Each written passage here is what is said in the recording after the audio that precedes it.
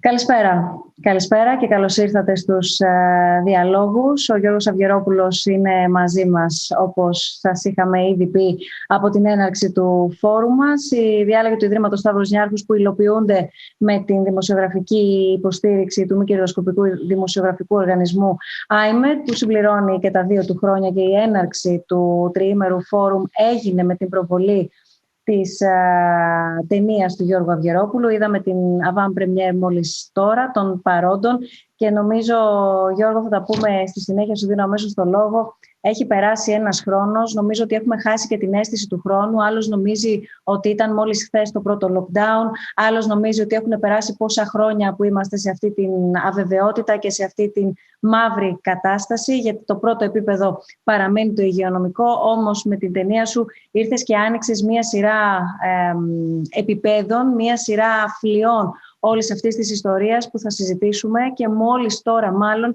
θα ανοίξει και η δημόσια συζήτηση για όλα αυτά τα οποία συμπαρασύρει η υγειονομική κρίση. Έλεγα λοιπόν νωρίτερα ότι παρακολουθήσαμε τους παρόντες, το πρώτο ντοκιμαντέρ παραγωγής μαζί με τον Γιώργο Αυγερόπουλο, τον σκηνοθέτη και δημιουργό και τη Small Planet του IMED. Και πρέπει να πω, επειδή οι αριθμοί πραγματικά είναι αποστομωτικοί, ότι περίπου 2.500 με 3.000 άνθρωποι παρακολουθήσατε live, ζωντανά, μαζί με όλους εμάς την ταινία. Γιώργο, θέλω ένα σχόλιο γι' αυτό, γιατί όλα έχουν γίνει διαδικτυακά, αλλά υπάρχει και μία δύναμη στο διαδίκτυο τελικά. Είναι εντυπωσιακό αυτό. Καταρχήν, εγώ δεν έχω ξανακούσει μια avant première. Όπως γνωρίζετε, η avant première είναι, ξέρετε, μόλις έχει τελειώσει ταινία και τη δείχνουμε για να εισπράξουμε σε ένα περιορισμένο κύκλο. Αλλά είναι υπέροχο που αυτός ο κύκλος έχει ανοίξει, δεν σας κρύβω. Και 2.500 άνθρωποι είναι πραγματικά πάρα πολλοί. Γεμίσαμε 4 μεγάλες αίθουσες κινηματογράφου. Είναι πάρα πολύ εντυπωσιακό αυτό. Αισθάνομαι συγκινημένος γι' αυτό, δεν σας κρύβω, και το πρώτο που θα ήθελα να κάνω, αυτό που μου έρχεται στο μυαλό, είναι να σας ευχαριστήσω όλους, ειλικρινά. Τους ανθρώπους που το είδαν, και βεβαίως εσένα, το Στρατή, την Αναστασία από τη Small Planet, και κάθε έναν από όσους συνεργάστηκαν σε αυτό το project ξεχωριστά. Μικρότερη ή μεγαλύτερη συμβολή ήταν καθοριστική στην εξέλιξη, να το πω έτσι, αυτής της ταινίας. Τους ευχαριστώ όλους, υπέροχοι επαγγελματίες, λαμπρά μυαλά, υπέροχα. Είναι από τις στιγμές που δημοσιογράφοι μεταξύ τους και ταυτόχρονα δημόσια χαμογελούν, γιατί έχει υπάρξει μια ωραία συνέργεια. Έτσι νομίζω κι εγώ. Και εντάξει, εγώ μιλούσα τώρα για πόσα ήταν, για περίπου 1,5 ώρα τέλος πάντων. Νομίζω πως θα έχει πολύ μεγάλο ενδιαφέρον η συζήτηση που θα ακολουθήσει, γιατί όπως είπες και εσύ, φαίνονται αιώνες από το πρώτο lockdown. Σαν έχουν περάσει πάρα πολλά χρόνια. Υπάρχει ένας πολύ πυκνός χρόνος, ο οποίος πραγματικά κυλά διαφορετικά. Εγώ αυτό το νιώθω δηλαδή. Και έχουν συμβεί πάρα πολλά σε όλο αυτό το διάστημα, και επειδή ακριβώς αυτό είναι κάτι που ήρθε για να μείνει, νομίζω πως θα πρέπει να έχουμε υπόψη μας τα πάντα όσα έχουν γίνει, να μπορέσουμε να αντλήσουμε συμπεράσματα από αυτή την περίοδο, να μπορέσουμε να σκεφτούμε την επόμενη μέρα. Αυτό είναι πάρα πολύ σημαντικό, πιστεύω, και να έχουμε μία θέση στο δημόσιο διάλογο. Θεωρώ ότι αυτή η ταινία μπορεί να συμβάλλει στο δημόσιο διάλογο, αν ελπίζω τουλάχιστον να είναι χρήσιμη για αυτό, και έτσι να πάμε, ξέρετε, να συζητήσουμε ως κοινωνία. Είναι πολύ σημαντικό να συζητάμε. Δεν συζητάμε, είναι πάρα πολύ αυτό.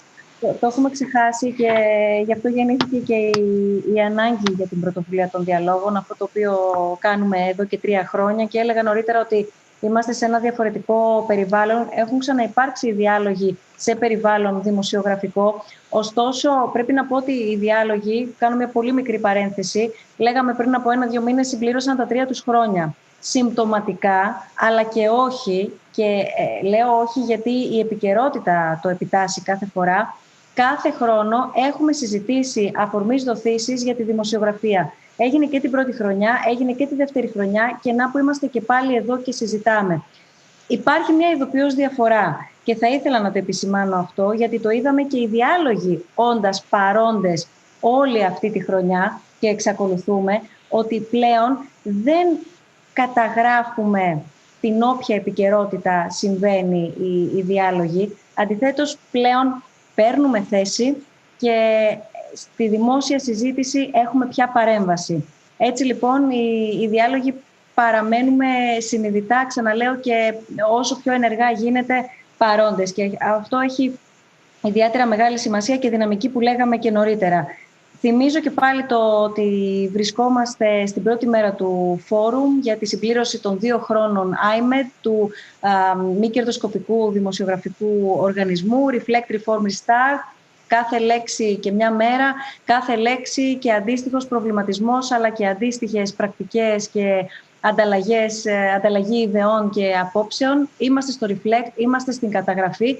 Και το επεσήμανε στην αρχή, σήμερα το απόγευμα, όταν ξεκινήσαμε, και ο Στρατής, ο Διευθυντής Προγραμμάτων και συνειδητής βεβαίως του IMED, ότι υπάρχει ένα πολύ ιδιαίτερο στοιχείο στην ταινία σου, Γιώργο, το γεγονός ότι κατέγραψες παράλληλα και την ώρα που συνέβαινε το ότι συνέβαινε, ενώ ακόμα παραμένουμε όλοι εν μέσω πανδημίας. Δεν παρακολούθησες όλη αυτή την ιστορία μέχρι που έκλεισε και ήρθες να μας το παρουσιάσεις, οπότε όλα αυτά τα ζητήματα παραμένουν ανοιχτά. Και αν γυρίσει κανείς ακόμα και στους διαλόγους του περασμένου Απριλίου,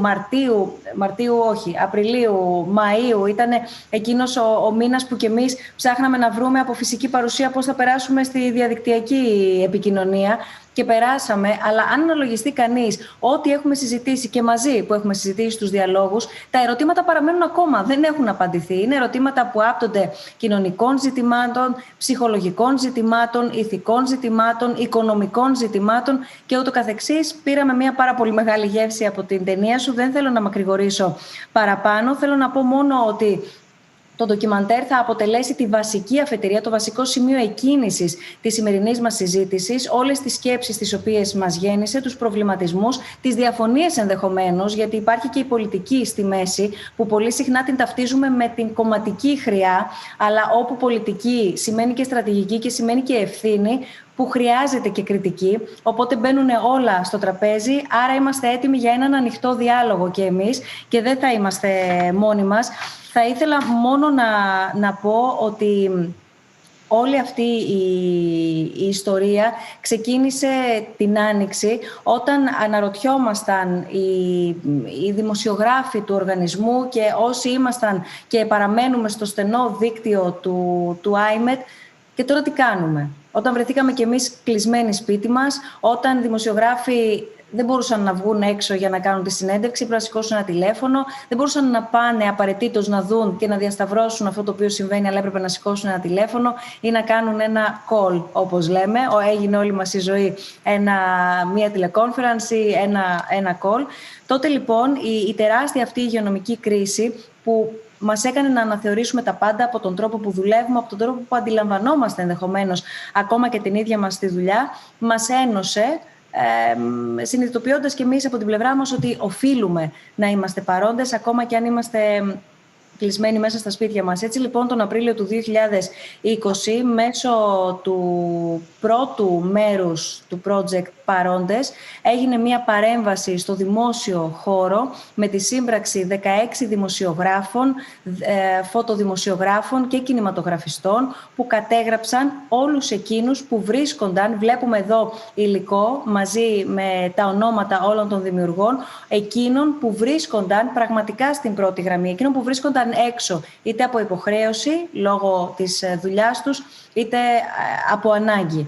Έτσι λοιπόν καταφέραμε να καταγράψουμε μέσα από 12 μίνι ντοκιμαντέρ, 10 βίντεο, 156 φωτογραφίες και να τα παρουσιάσουμε σε περισσότερα από 600 σημεία σε ολόκληρη την Ελλάδα, κάνοντας και τον ευρύτερο κόσμο του IMED ιδιαίτερα δραστήριους από τη δική μας πλευρά σε αυτό το οποίο συνέβαινε. Θέλω λοιπόν σε αυτό το σημείο να καλωσορίσω αρκετούς από τους 16, οι οποίοι συμμετείχαν μέσω υλικό το οποίο παραχώρησαν ή υλικό το οποίο δημιούργησαν και για την ταινία, για το επόμενο βήμα, το επόμενο μεγάλο βήμα του project παρόντες και είναι μαζί μας, τους βλέπουμε. Θα τους παρουσιάσω αμέσως τώρα. Είναι η Σοφία Εξάρχου, σκηνοθέτης, παραγωγός και σεναριογράφος, η Μαριάννα Κακαουνάκη, δημοσιογράφος, ο Γιάννης Κολεσίδης, φωτοδημοσιογράφος, ο Κώστας Κουκουμάκας, δημοσιογράφος, ο Γιώργος Μουτάφης, φωτοδημοσιογράφος, δημιουργός, ο Γιάννης Δρενογιάννης, δημοσιογράφος, η Αλεξία Τσαγκάρη, ρεπόρτερ και δημιουργός, η Φίβη Φρονίστα, δημοσιογράφος, παραγωγός και βιντεόγραφερ, καθώς επίσης είναι μαζί μας στη συζήτηση η Φένια Χαλά, δημοσιογράφος, παραγωγός από την ομάδα του Γιώργου Αυγερόπουλου και τη Small Planet, και η Έλενα Αποστολίδου, δημοσιογράφος, ανταποκρίτρια από τη Θεσσαλονίκη, την πόλη που πόνεσε πάρα πολύ και βέβαια συνολικά η Βόρεια Ελλάδα έχει ένα δικό της κομμάτι σε όλη αυτή την ιστορία, μαύρο κομμάτι σε αυτή την ιστορία. Επίσης, συνεργάτης του Γιώργου Αυγερόπουλου. Σας καλωσορίζουμε όλους και ευχαριστούμε πολύ για την παρουσία σας σήμερα σε αυτή την συζήτηση που θέλουμε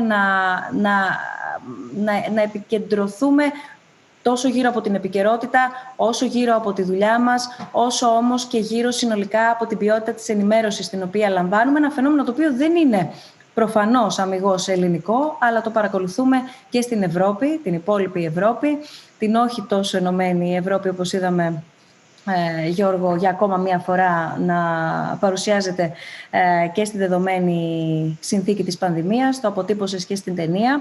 Και να πω βεβαίως ότι και φυσικά και στην άλλη άκρη του Ατλαντικού, για να μην ξεχνιόμαστε τι συμβαίνει στις Ηνωμένες Πολιτείες. Θέλω να πω όμως ότι πέραν ημών περιμένουμε τα δικά σας ερωτήματα, τα δικά σας σχόλια, τις δικές σας τοποθετήσεις, τις δικές σας θέσεις, ελεύθερα και ανοιχτά, έτσι όπως όλοι και όλες ξέρετε ότι κάνουμε στους διαλόγους κάθε φορά. Αυτό είναι η συζήτηση, δεν είναι συμφωνία, ούτε να διατυπώσουμε τις ίδιες ιδέες και ίδιες απόψεις. Θέλουμε να δούμε τι μας, όχι αφήνει, γιατί δεν έχουμε περάσει την κρίση, τι, αν θέλετε, μας ξεσκεπάζει όλη αυτή η ιστορία, έτσι όπως την είδαμε τους 12 μήνες τώρα να αποτυπώνονται στην ταινία του Γιώργου Αυγερόπουλου. snfdialogues.org/questions. Περιμένουμε τις ερωτήσεις σας. Ερωτήσεις φυσικά ή σχόλια μπορείτε να μας στέλνετε και στο Facebook και στο Instagram. Μας βρίσκεται SNF Dialogues και φυσικά μέσα από την πλατφόρμα που μας παρακολουθείτε στο πλαίσιο του φόρουμ του IMED,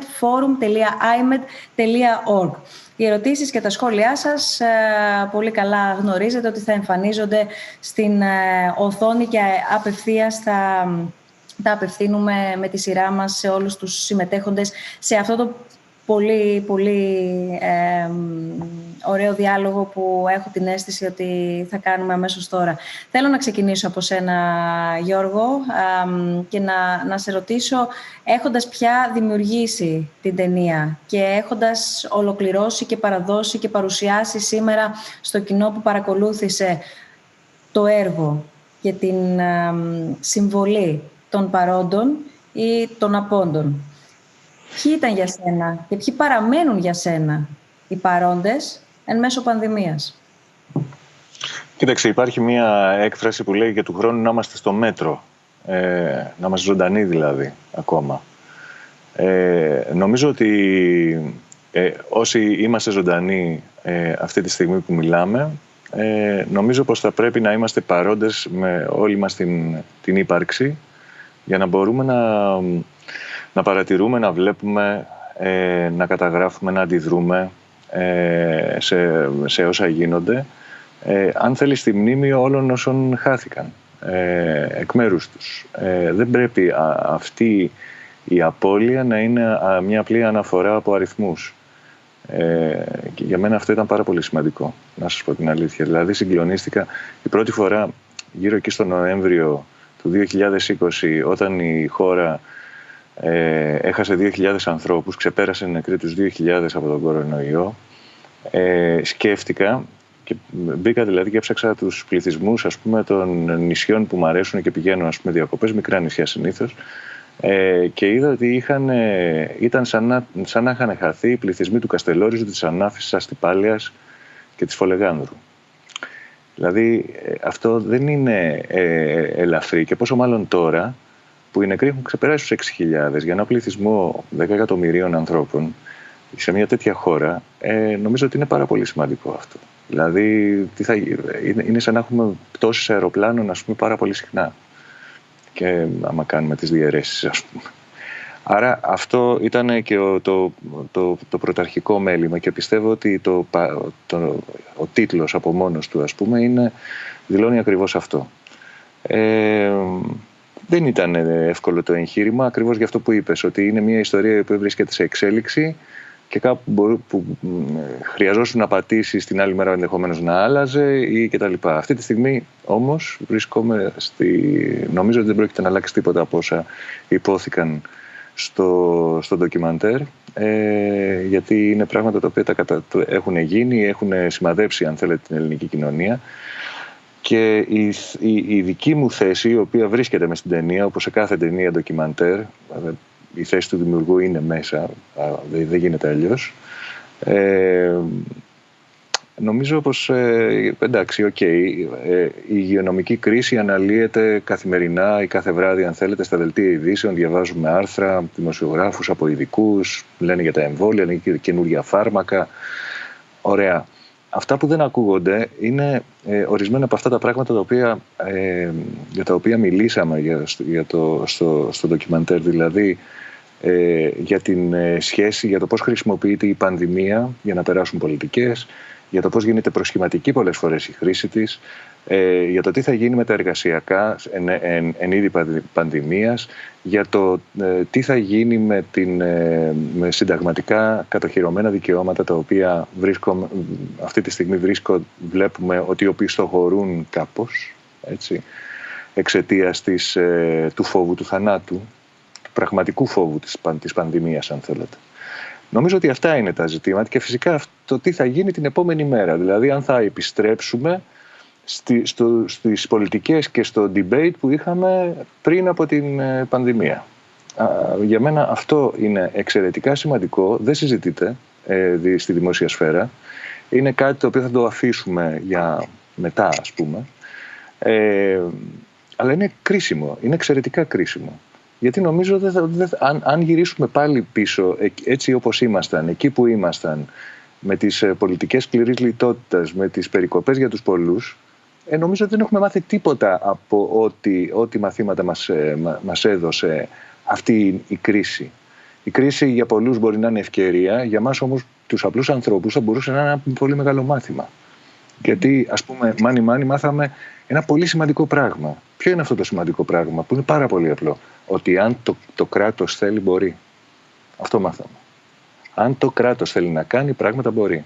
Ξαφνικά εκεί που δεν είχαμε, δεν είχαμε λεφτά για το ένα, για το άλλο, σκληρή λιτότητα κτλ., η οποία είχε επιβληθεί με νύχια και με δόντια 10 χρόνια, τα προηγούμενα 10 χρόνια, ξαφνικά είδαμε όχι μόνο στην Ελλάδα και σε όλες τις χώρες της Ευρώπης, της Ευρωπαϊκής Ένωσης, να εισραίουν τεράστια ποσά στην οικονομία. Είδαμε να κατασκευάζονται μονάδες εντατικής θεραπείας και ξαφνικά το ΕΣΥ να γίνεται το στήριγμα μιας ολόκληρης κοινωνίας, εκεί που υπήρχαν δράσεις και η θέληση από προηγούμενες κυβερνήσεις να διαλυθεί τελείως. Έτσι. Αυτό το πράγμα νομίζω πως πρέπει να μείνει. Πρέπει να αποτελέσει ένα πολύ μεγάλο μάθημα για όλους μας. Ένα επίσης ακόμα ενδιαφέρον στοιχείο είναι το πώς όλοι είχαμε την ανάγκη να ενημερωθούμε. Και εδώ πέρα έρχεται και ανοίγει μια μεγάλη συζήτηση για την ποιότητα της ενημέρωσης που λαμβάνουμε. Μια πολύ μεγάλη συζήτηση για το πώς διαχωρίζουμε τι είδους πληροφορία λαμβάνουμε αναλόγως από πού τη λαμβάνουμε. Από πού τη λαμβάνουμε.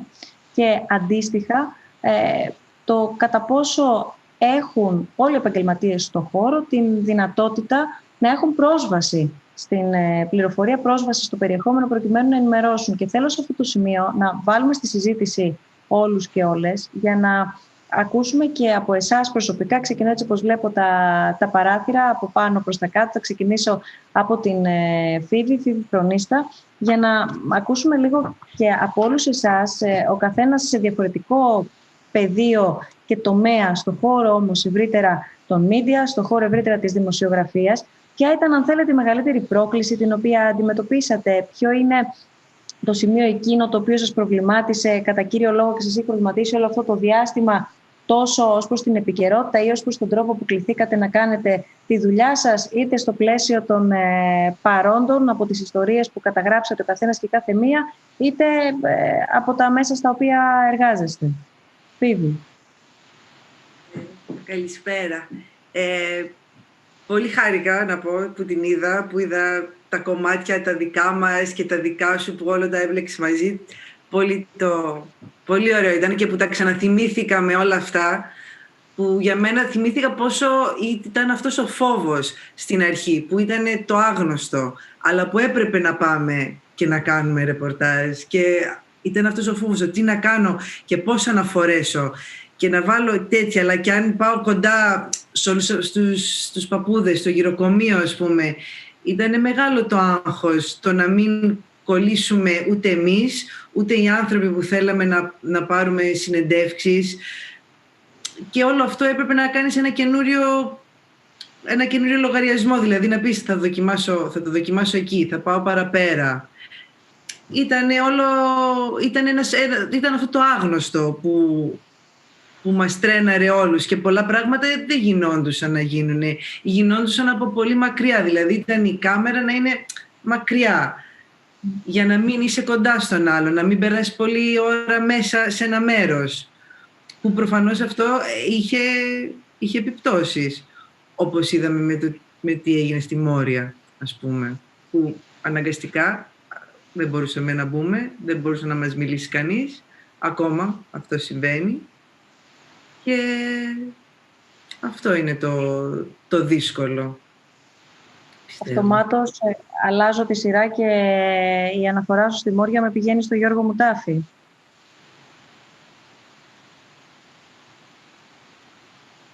Γιώργο, μας ακούς? Καλησπέρα σας. Καλησπέρα. Βρίσκομαι για άλλη μια φορά στη Λέσβο. Μιας και που το έφερε η κουβέντα, να πούμε ότι αυτή τη στιγμή στη νέα δομή του Καράτεπέ, στο Μαυροβούνι, είναι 7.000 άνθρωποι σε θερμοκρασίες που τώρα δεν έχω δει πόσο είναι, πρέπει να είναι γύρω στο 0. Είναι ουσιαστικά πεταμένοι σε σκηνές πάνω στη θάλασσα. Και δεν νομίζω να μας τιμάει και ιδιαίτερα η συγκεκριμένη κατάσταση. Έχοντας όλη αυτή την εμπειρία του προσφυγικού, της μετακίνησης πληθυσμού του 2015-2016, είναι ένα δράμα. Εγώ θέλω να τοποθετηθώ για το πώς εγώ ως φωτορεπόρτερ, κινηματογραφιστής, κάλυψα πήρα μέρος στο συγκεκριμένο έργο του Γιώργου του Αυγερόπουλου και τι εμπόδια είχα. Κυρίως ασχολήθηκα από την αρχή της πανδημίας, όταν ακόμα φτιαχνόντουσαν οι πρώτες COVID κλινικές. Μια μικρή παρένθεση, άμα μου επιτρέπετε, θέλω να στείλω τη μεγάλη μου αγάπη στους ανθρώπους που αυτή τη στιγμή έχουν βάρδια σε κάποια μονάδα εντατικής θεραπείας ή στα τμήματα επιγόντων περιστατικών ή σε μονάδες αυξημένης φροντίδας. Ειλικρινά οι άνθρωποι μπαίνουν φορώντας τα μέτρα προστασίας, αυτή την άσπρη στολή του αστροναύτη που λέμε, και βγαίνουν βρεγμένοι, μουσκεμένοι από τον υδρότα, 8 ώρες. Δεν θέλω να τοποθετηθώ για τα εργασιακά τους, αυτά δεν είναι η δουλειά μου, απλά θέλω να σας πω τι είδα και θέλω να σας υπενθυμίσω ότι ακούγοντας και τον Γιώργο να μιλάει και εσάς και για την κουβέντα που μετά, για να βοηθήσω την κουβέντα στη συνέχεια, δεν έχει τελειώσει ακόμα, γιατί το κουβεντιάζουμε λες και έχει τελειώσει. Οι πανδημίες ιστορικά έχουν 3 κύκλους. Τώρα είναι η αρχή του τρίτου κύκλου. Πιστεύω ότι τα πράγματα θα γίνουν πολύ χειρότερα. Θα ξανατοποθετηθώ αργότερα αν χρειαστεί. Θέλω να ευχαριστήσω πάρα πολύ. Το έργο του Γιώργου τώρα το είδα και εγώ, με άγγιξε. Θυμήθηκα και εγώ στιγμές, μου ήρθαν και εγώ από την οθόνη που το είδα μυρωδιές, έτσι, καταστάσεις δύσκολες. Ως φωτορεπόρτερ δεν είχα κάποιο ιδιαίτερο πρόβλημα στην πρόσβαση να πάω κάπου να κάνω τα πλάνα μου, εκτός από κάποιες περιπτώσεις, γιατί ασχολήθηκα και με τη Μόρια, αλλά και όπως είχε πει και ένας κύριος καθηγητής σε ένα σεμινάριο του IMED, καμιά φορά, Φίβη, είναι αυτό που λες, καλύτερα να ζητάμε συγγνώμη παρά να ζητάμε άδεια. Έτσι το δούλεψα. Μαριάννα Κακαουνάκη. Εγώ ήθελα να πω καταρχήν συγχαρητήρια, Γιώργο, για την ταινία. Εγώ νομίζω ότι ήταν πολύ δύσκολο όλο αυτό το διάστημα να μην είμαστε παρόντες ως δημοσιογράφοι.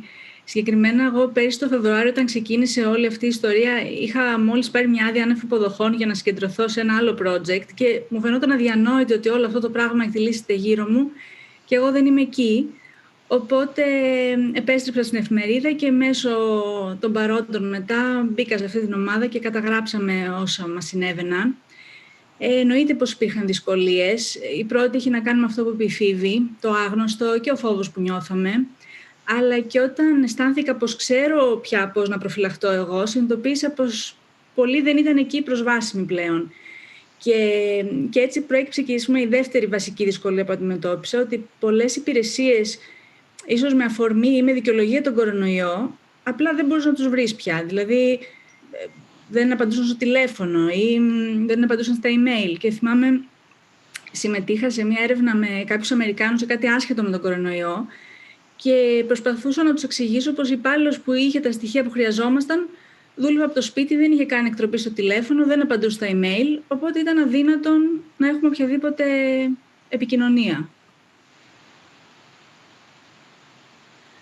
Θα επανέλθουμε στο θέμα της προσβασιμότητας, γιατί από τη μία είναι η περίπτωση που περιέγραψες, Μαριάννα, από την άλλη είναι και η περίπτωση λίγο της άναρχης διαχείρισης σκόρπιων δεδομένων, τα οποία θα μπορούσαν να συγκεντρωθούν και κάτι να σχηματίσουν σε εικόνα, το οποίο ενδεχομένως να μας είναι χρήσιμο σε όλο αυτό το οποίο είναι πρωτόγνωρο για τον επιστήμονα στο βαθμό που είναι, για τον πολιτικό στο βαθμό που πρέπει να εκπονήσει μια πολιτική, στον δημοσιογράφο που πρέπει να το καλύψει.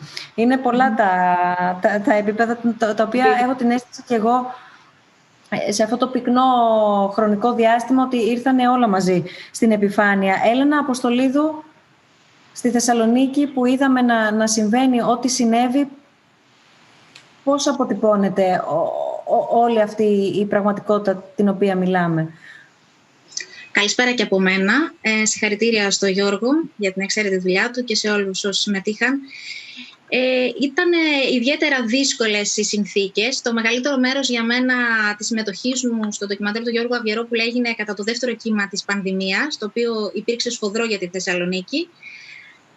Έγιναν δηλαδή τα γυρίσματα μέσα σε κλίμα φόβου, αγωνίας, της αρρώστιας και του θανάτου, όπως ακούσαμε και στο ντοκιμαντέρ. Ο ιός ήταν κοντά στα σπίτια μας, αλλά και ο θάνατος των ασθενών είχε πια τα ονόματα γνωστών και συγγενών μας.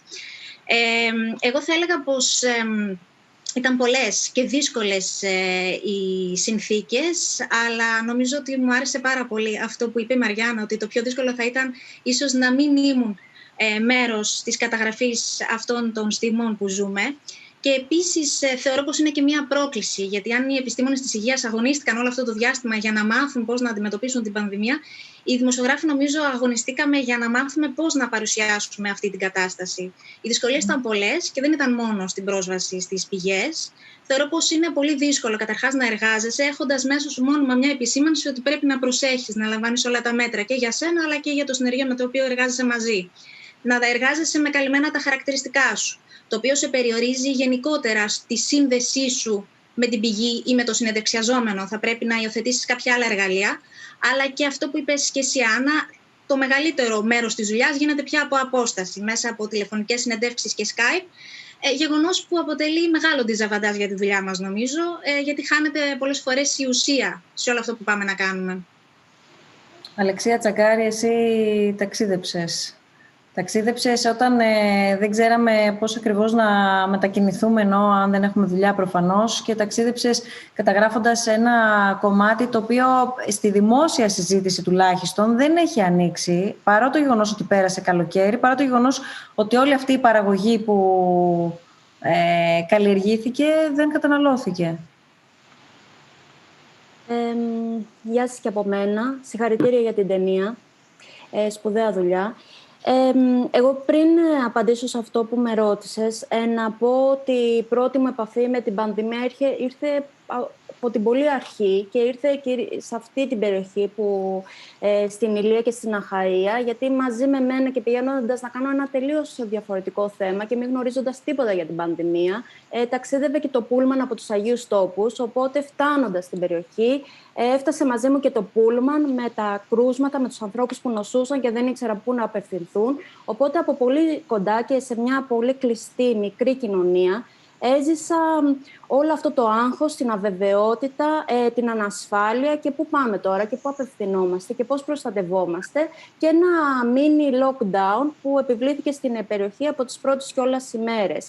Οπότε κλήθηκα από πολύ νωρίς να λάβω μόνη μου αποφάσεις για το πώς θα προστατευτώ και πώς θα προστατεύσω και τους ανθρώπους, και συνειδητοποίησα πολύ... Κυρίως παραδέχτηκα ως προς τον εαυτό μου ότι το ρεπορτάζ για το οποίο είχα πάει στην περιοχή για να κάνω δεν θα ολοκληρωνόταν. Γιατί το βασικό θέμα ήταν άλλο πλέον και δεν μπορούσα, εγώ αισθανόμουν εκτός τόπου και χρόνου, να ρωτάω τους ανθρώπους για κάτι άλλο, ενώ είχαν υπερβολικά πολλά προβλήματα. Και εδώ έρχομαι στην ερώτηση.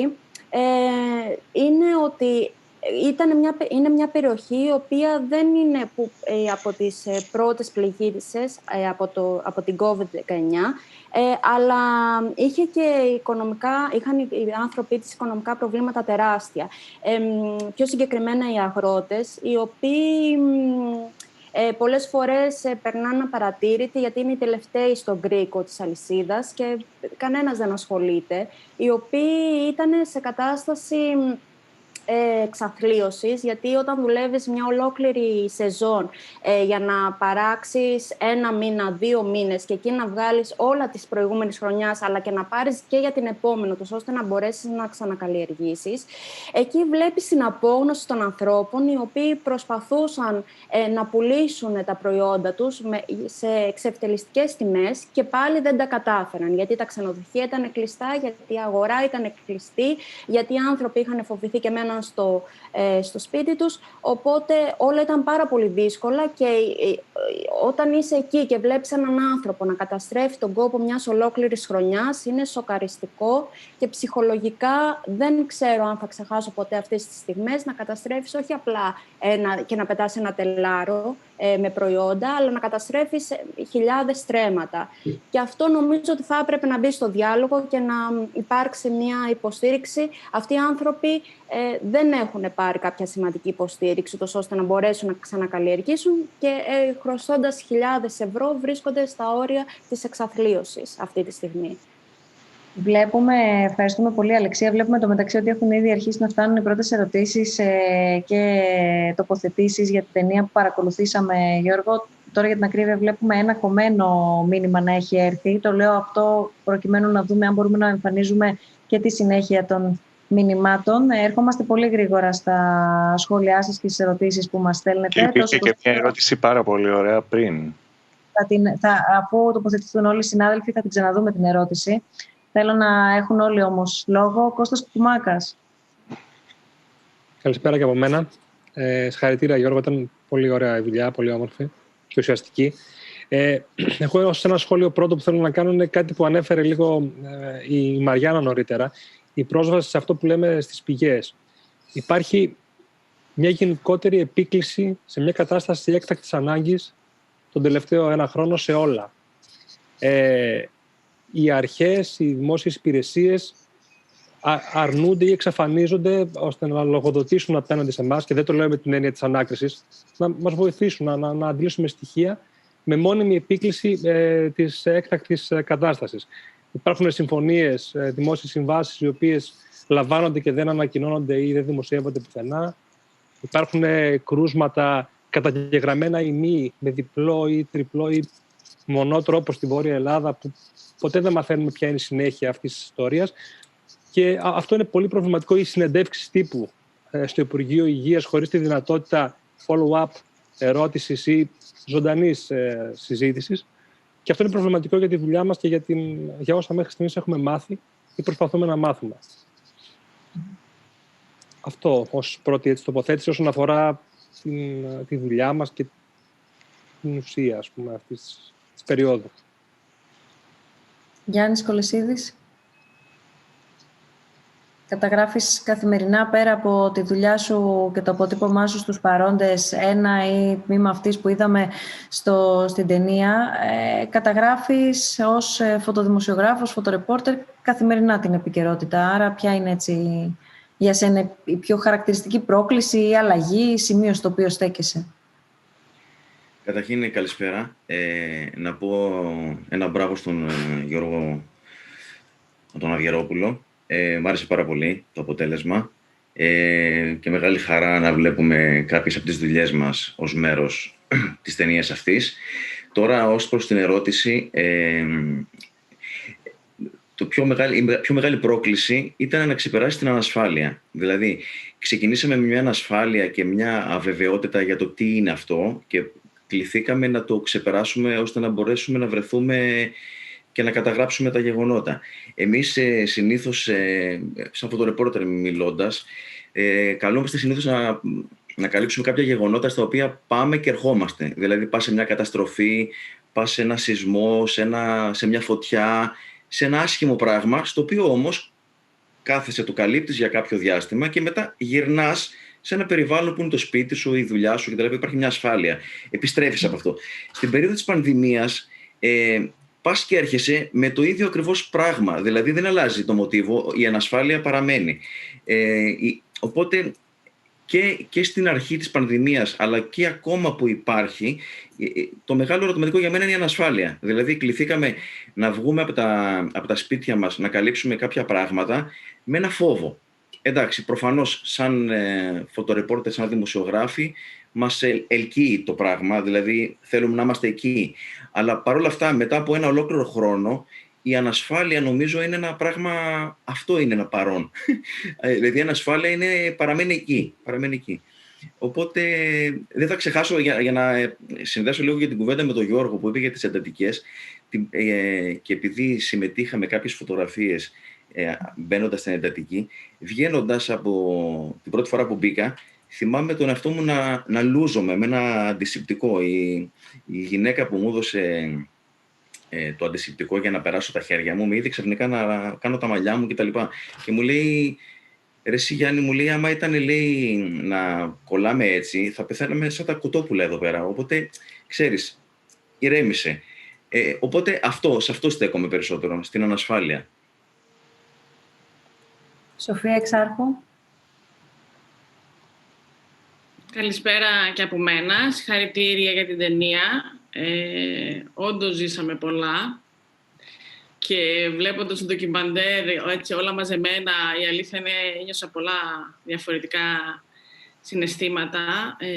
Θα ήθελα να μιλήσω λίγο και για το θυμό, επειδή έχει μια έντονη πολιτική κατεύθυνση το ντοκιμαντέρ.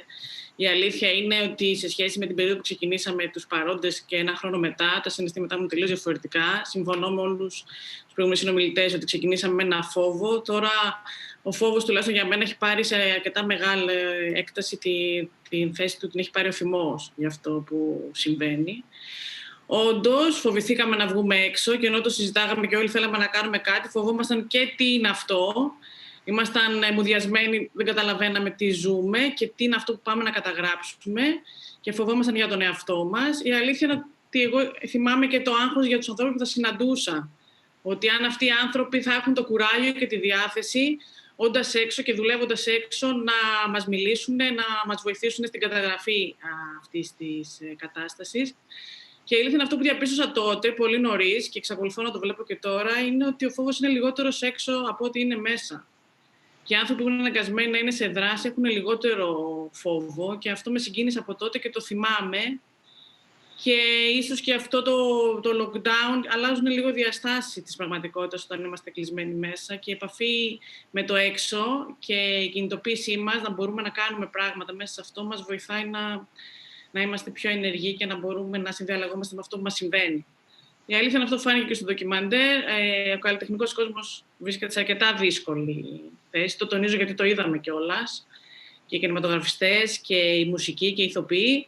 Και φαίνεται το μέλλον αρκετά αβέβαιο, αλλά νομίζω αυτό που μου έχει μείνει εμένα στο έξω υπάρχει λιγότερος φόβος και είναι σημαντικό κάπως αυτό να το... Κρατάω το στοιχείο του θυμού που έβαλες στην κουβέντα, Σοφία, γιατί και εγώ προσωπικά εκτιμώ ότι πολλά πράγματα πια έχει καλύψει ο θυμός ή έχει πάρει τη θέση τους, μαζί βέβαια με το όποιο άγχος, την όποια ανησυχία, την όποια στενοχώρια από πολλούς λόγους μπορεί να προκληθεί. Ο θυμός το βλέπουμε και το νιώθουμε ενίοτα να έχει πια πολύ πιο συχνή παρουσία στην καθημερινότητά μας. Γιάννη Τρενογιάννη, πριν σου δώσω το λόγο να πω ότι τις ερωτήσεις τις βλέπουμε και θα τις θέσουμε όλες, οπότε αν φεύγει κάποια ερώτηση επανερχόμαστε σε αυτή, δεν σημαίνει ότι την ξαναβλέπουμε και δεν τη θέτουμε στη συζήτηση. Οι δε μεγάλες ερωτήσεις, συγκεκριμένοι για παράδειγμα με ενημερώνουν που είπα πριν ότι είναι περίπου 500 λέξεις, οπότε θα τη βλέπουμε τμηματικά, γιατί δεν κάνουμε και ρετούς σε αυτά τα οποία δεχόμαστε ως σχόλια ή ερωτήματα. Γιάννη, ο λόγος σε σένα. Καλησπέρα σε όλους. Όσον αφορά το κομμάτι της δικιάς μου συμβολής στους παρόντες, ήμουν από τους πρώτους, αν και ηλικιωμένος, και στην ομάδα εκείνη η οποία ήταν η πιο επίφοβη, που μπήκαμε στο Αττικόν. Εκεί λοιπόν το πρώτο πράγμα που είδα, και ήταν το πιο ενδιαφέρον απ' όλα, είναι ότι οι άνθρωποι είχαν πολύ λίγη γνώση και οι γιατροί προσπαθούσαν να σκοτώσουν έναν πολύ επικίνδυνο μονοκύτταρο οργανισμό ο οποίος τους νικούσε. Αυτό το φρικάρισμα, αν το πω έτσι, αυτή όλη η μη ύπαρξη μεγάλων πληροφόρησης απέναντι στο πώς θα το αντιμετωπίσουν και όταν δεν έχεις καν τα εργαλεία, αυτό είναι ένα πράγμα το οποίο για μένα δεν έχει πολιτική χρειά. Για μένα η χρειά του δεν έχει πολιτικό σχήμα που θα μπορούσε να το αντιμετωπίσει. Επίσης, όλο αυτό το πρώτο πράγμα, το ότι δεν γνωρίζαμε πώς είναι το πράγμα αυτό εδώ και τι αλλαγές θα έφερνε στη ζωή μας και με ποιο τρόπο, ας πούμε, και εγώ πιστεύω ότι υπάρχει μια καταστολή, ας πούμε, δικαιωμάτων σε μεγάλο βαθμό, ας πούμε, τον τελευταίο καιρό. Δεν ξέραμε όμως ούτε και οι φιλελέδες, οι νεοφιλελέδες ή οποιοδήποτε άλλοι ήταν στη θέση τους, ξέρανε πώς θα αντιμετωπίσουν το πράγμα αυτό εδώ. Πατούσανε και πατούσαμε όλοι σε ένα πράγμα το οποίο ήταν ένα σαφρό τοπίο, το οποίο ίσως τώρα αρχίσει και καθαρίζει. Τώρα, όσον αφορά το ντοκιμαντέρ του Γιώργου, είχε μια χρειά πολιτική δικής του άποψης, ήταν περισσότερο αντικυβερνητικό, ήταν, αν το έλεγα, νεοφιλελευθερισμός και πανδημία, θα το έβαζα εκεί πέρα. Αν και για μένα το πράγμα αυτό της πανδημίας ξεπερνάει το κομμάτι του πολιτικού σχήματος και πηγαίνει σε ένα καθαρά ανθρώπινο κομμάτι και ιδιαίτερα σχέσεων των ανθρώπων που έχουν μεταξύ τους, γιατί θα πω τα παιδιά της πρώτης δημοτικού σε ένα συντριπτική τους πλειοψηφία, όταν τους λένε τι σας λείπει, η απάντησή τους είναι η αγκαλιά. Αυτό όμως το πράγμα, δηλαδή ότι σαν άνθρωποι έχουμε χάσει το κομμάτι της επαφής και μαζί με αυτό χάνουμε και κομμάτια των δικαιωμάτων μας που έχουμε, μαζί με αυτό χάνουμε, πολλοί άνθρωποι δεν έχουν να φάνε και χάνουν την αξιοπρέπειά τους, τον αυτοσεβασμό τους, μπαίνουν σε ατραπούς οι οποίοι δεν είχαν πάει ποτέ τους. Όλο αυτό και δημοσιογραφικά, αν το θέλουμε να το καλύψουμε και αν θέλουμε να πάρουμε μια θέση απέναντι σε αυτό, θα παίρναμε τη θέση την ανθρωποκεντρική, που λέει ότι μακάρι να ξέραμε περισσότερα. Μακάρι να μπορούσαμε να το αντιμετωπίσουμε. Μακάρι να είχαμε τον τρόπο με τον οποίο θα μπορούσαμε να διοχετεύσουμε όλη αυτή την πληροφορία και να ξέρουμε ότι αυτή είναι σωστή. Κάπως έτσι τα βλέπω εγώ τα πράγματα. Λίγο πιο ανθρωποκεντρικά, να το πω. Γιάννη, δεν θα διαφωνήσω καθόλου, αλλά επέτρεψε μου να πω το εξής. Η ταινία όντως είναι πολιτική. Το ότι είναι αντικυβερνητική, καλά κάνει και είναι. Έτσι πρέπει να είναι, κατά τη γνώμη μου. Δεν είναι η δική μου άποψη αυτή. Δεν είναι, δηλαδή, δεν κάθομαι εγώ να ξυπνάω το πρωί και λέω ωραία τι θα γράψω σήμερα για την κυβέρνηση, όπως αντιλαμβάνεσαι εσύ. Λοιπόν, αυτό όμως που κάνω είναι ότι παίρνω ένα-ένα τα γεγονότα τα οποία σημάδεψαν όλη αυτή την περίοδο και λέμε ωραία, πάμε να δούμε. Δεν δέχομαι ως απάντηση ότι έχει γεράσει ο στόλος και δεν μπορούν να υπάρξουν καινούργια λόγια. Δεν το δέχομαι αυτό. Εγώ, ας πούμε. Δεν διαφωνώ σε αυτό. Επομένως, όχι, μα δεν διαφωνώ σε αυτό. Το ξέρω. Και ναι, έχει μια προοδευτική ματιά, είναι κριτική προς την κυβέρνηση και πιστεύω ότι έτσι πρέπει να είναι, αν θέλει, η δημοσιογραφία. Δηλαδή θα είχαμε καλύτερο, και δεν το λέω για σένα, απλά μου δίνεις πάσα τώρα για να το κάνω, να το πω αυτό, θέλω να το πω. Νομίζω ότι θα είχαμε μια καλύτερη κοινωνία εάν οι δημοσιογράφοι, όλοι μας, ρίχναμε περισσότερο φως στις πολιτικές κατευθύνσεις, ας πούμε, στις πολιτικές αποφάσεις, με συγχωρείτε, που επηρεάζουν. Μα εδώ και ένα χρόνο οι δημοσιογράφοι λέμε το ίδιο πράγμα, Γιώργο. Όλοι οι περισσότεροι δημοσιογράφοι εδώ και ένα χρόνο λένε το ίδιο πράγμα και αυτό είναι φοβερό. Πρώτη φορά μου συμβαίνει. Τι λέμε, δηλαδή στα media όλοι λένε το ίδιο πράγμα. Αυτό τέλος πάντων θεωρώ ότι έχει συμβεί. Είναι πραγματικά αυτό που επεσήμανε στο γεγονός, δηλαδή της ανθρώπινης επαφής, το πώς την περνάνε τα παιδιά, τις επιπτώσεις που έχει η πανδημία στην ψυχική υγεία. Πιστεύω ότι αυτό θα μπορούσε να είναι το αντικείμενο και το θέμα μιας ξεχωριστής καινούργιας ταινίας, και που θα στεκόταν εκεί και θα το εμβάθυνε αυτό το πράγμα. Γιατί, ας πούμε, για παράδειγμα, το σκεφτόμουν αυτό πάρα πολλές φορές κατά τη διάρκεια της συγγραφής του σεναρίου. Ωραία, τα παιδιά. Η κόρη μου, που είναι έκτη δημοτικού, περνάει αλλιώς τη φάση, έχει άλλες επιπτώσεις από ένα παιδί που πάει τρίτη γυμνασίου και από ένα παιδί που πάει τρίτη λυκείου και πολύ περισσότερο από ένα φοιτητή. Άρα λοιπόν, δηλαδή, βλέπουμε ότι μέσα σε όλη αυτή την νεανικότητα, να το πω έτσι, υπάρχουν διαφοροποιήσεις. Ας πούμε, η κόρη μου δεν μπορεί να βγει έξω να παίξει, έχει χάσει τους φίλους κτλ. Αλλά ένας φοιτητής που θέλει να πάει να ζήσει τη ζωή του, ας πούμε, κτλ., του κοπεί τα πόδια αυτή τη στιγμή και δεν κάνει τίποτα. Κάτι που το κάναμε εμείς μια χαρά και πάρα πολύ ώρα περνάγαμε, έτσι, στα παλιά τα χρόνια. Αυτό. Άρα λοιπόν, εκεί που θέλω να καταλήξω, και είναι και ίδιον των καιρών, όταν ασκηθεί, όταν ακούγεται μια κριτική φωνή προς την οποιαδήποτε κυβέρνηση, αυτόματα ο άνθρωπος που την κάνει κατατάσσεται στην αντιπολίτευση. Δεν παίζει αυτό. Δεν συμβαίνει αυτό το πράγμα. Δεν πρέπει να συμβαίνει. Τελείωσε. Φτάνει, όχι πια. Δεν γίνεται. Συμφωνώ πάρα πολύ, Γιώργο, μαζί σου, ανεξαρτήτως της συνέργειας και συνεργασίας που έχουμε. Είσαι μέλος του IMED και ανεξαρτήτως και του πλαισίου των διαλόγων, δημοσιογραφικά συμφωνώ πάρα πολύ ότι όποιος ασκεί κριτική σε κάποιον δεν σημαίνει ότι είναι με τον αντίπαλο. Δηλαδή έχει και το δικαίωμα απλά να μην είναι με κανέναν και απλά να καταγράφει αυτό το οποίο συμβαίνει. Και μπορώ να δεχτώ ότι αυτός ο οποίος το καταγράφει, και δεν αυτή τη στιγμή έρχομαι ορμόμενη από αυτά που είπε ο Γιώργος, ότι ο Γιώργος μπορεί να περασπιστεί μόνος του την ταινία, μπορεί και εγώ να έχω σημεία στα οποία ενδεχομένως έχω κάποιες απορίες ως προς την ταινία, όμως ως προς το σύνολο και την προσέγγιση μπορεί να πει κανείς ότι η δημοσιογραφία και έτσι όπως αποτυπώνεται από τον άνθρωπο, άρα δεν μπορεί να είναι αντικειμενική. Άρα ας μην μιλάμε για αντικειμενικότητα, ας μιλήσουμε για τιμιότητα κάποια στιγμή στη δημοσιογραφία. Νομίζω ότι εκεί πρέπει να σταθούμε, γιατί η αντικειμενικότητα με την υποκειμενικότητα δεν μας έχουν βγάλει και κάπου. Αντιθέτως, νομίζω ότι κρυβόμαστε. Και κρυβόμαστε πάρα πολύ καιρό τώρα και πάρα πολλά χρόνια τώρα. Και αυτό απλά εντείνει την πόλωση, από την οποία δεν έχουμε χορτάσει ακόμα, αλλά μονίμως παραπονιόμαστε. Νομίζω όμως ότι ήδη πνίγει πια η πόλωση, όχι μόνο πολιτικά, αλλά και κοινωνικά και ανθρωποκεντρικά, Γιάννη, μιλώντας. Όλα από τον άνθρωπο ξεκινούν και στον άνθρωπο καταλήγουν εν τέλει. Φένια Χαλά, δεν σε έχουμε ακούσει. Καλησπέρα. Καλησπέρα και από εμένα. Μπορώ να πω ότι είμαι λίγο μουδιασμένη ακόμα από αυτά που είδα, γιατί είδα πόσο πολλά έγιναν και πόσο πολλά δεν έγιναν.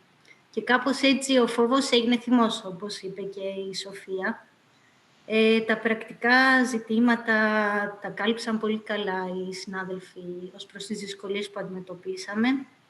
Εγώ αυτό που θα πω είναι λίγο σε ένα άλλο πλαίσιο. Αυτό που ήταν η έννοια μου, καθώς ήταν κάτι πρωτόγνωρο για όλους, ήταν να ενημερωθώ, να διαβάσω όσο πιο πολύ μπορώ, για να μπορέσω να αρχίσω να στέκομαι κριτικά απέναντι και στις πολιτικές και στις αποφάσεις και στα μέτρα, γιατί Δεν είμαστε επιστήμονες, υπάρχουν ειδικοί.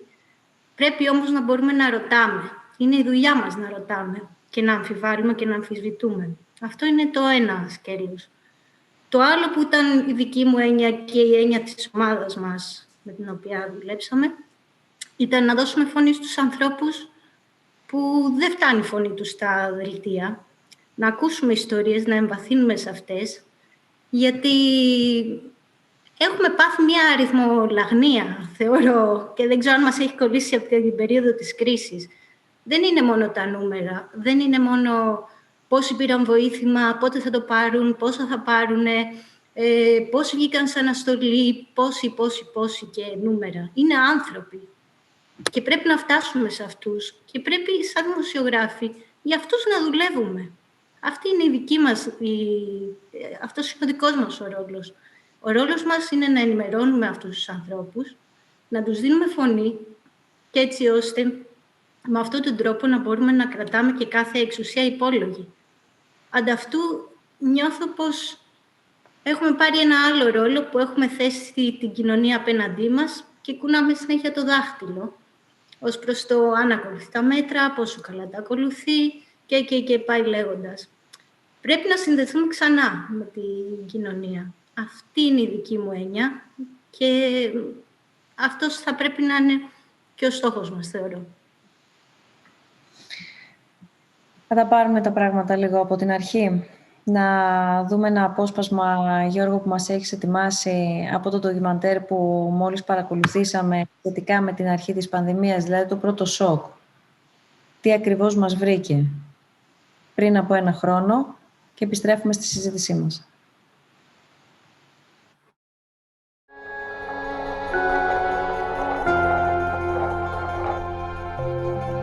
Στα δημόσια νοσοκομεία, γιατροί και νοσηλευτικό προσωπικό έδιναν τη δική τους μάχη. Με ελάχιστα εφόδια απέναντι στον άγνωστο εχθρό.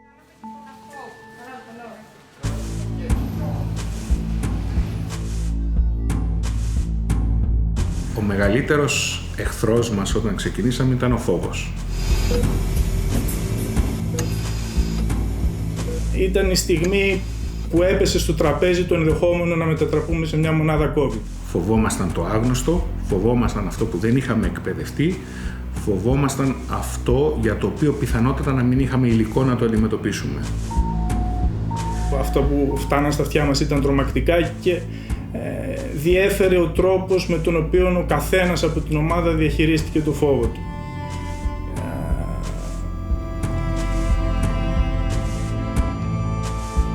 Έφταναμε το βράδυ και μοιραζόμασταν τις μάσκες. Δηλαδή είχα προσωπικό και δεν είχα μάσκα να μπω μέσα να βοηθήσω τον ασθενή. Υπήρχαν κάποιοι που λέγανε δεν με ενδιαφέρει, έχεις δεν έχεις γάντια, θα μπεις μέσα και θα πιάσεις τον άρρωστο χωρίς γάντια. Το οποίο μπορεί να είναι ηρωικό, αλλά είναι και ηλίθιο. Το προσωπικό να φοβάται, να έχουμε καυγάδες. Δηλαδή στην πρώτη γραμμή άρχισε η διάσπαση. Δεν υπάρχει χειρότερο πράγμα. Πολλοί πόλεμοι χάνονται στην εφοδιαστική αλυσίδα.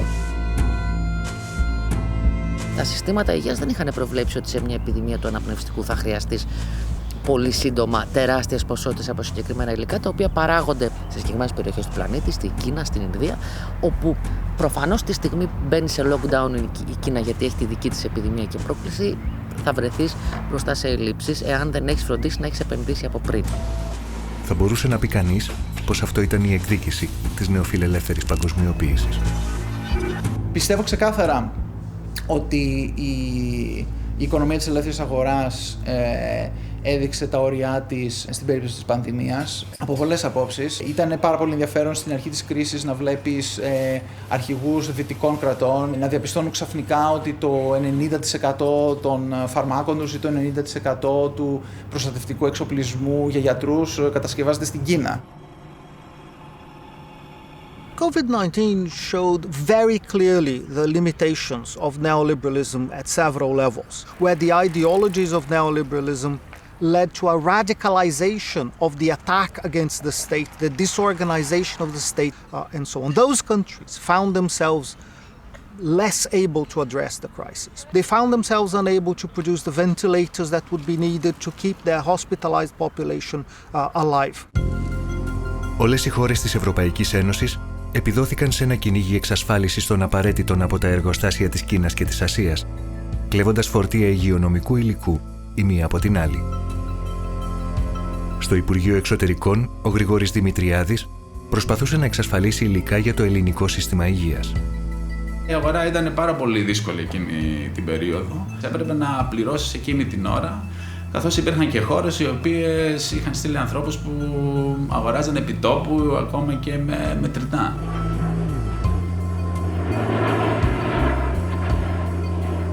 Και χρειάστηκε σε κάποιες περιπτώσεις ακόμα και να ακυρώσουμε πτήση, έτσι ώστε να εξασφαλίσουμε ότι η στάση στη χώρα που θα γινόταν η στάση θα ήταν ασφαλής. Γιατί υπήρχαν και περιπτώσεις όπου σε άλλες χώρες συνέβη να κρατηθούν εκεί. Η ευρωπαϊκή αλληλεγγύη είχε πάει περίπατο. Η κάθε χώρα κοίταξε πρώτα το συμφέρον της. Εκείνες τις ημέρες τα πράγματα αλλάζαν ώρα με την ώρα. Ήταν σαν ένας ιδιότυπος ψυχρός πόλος.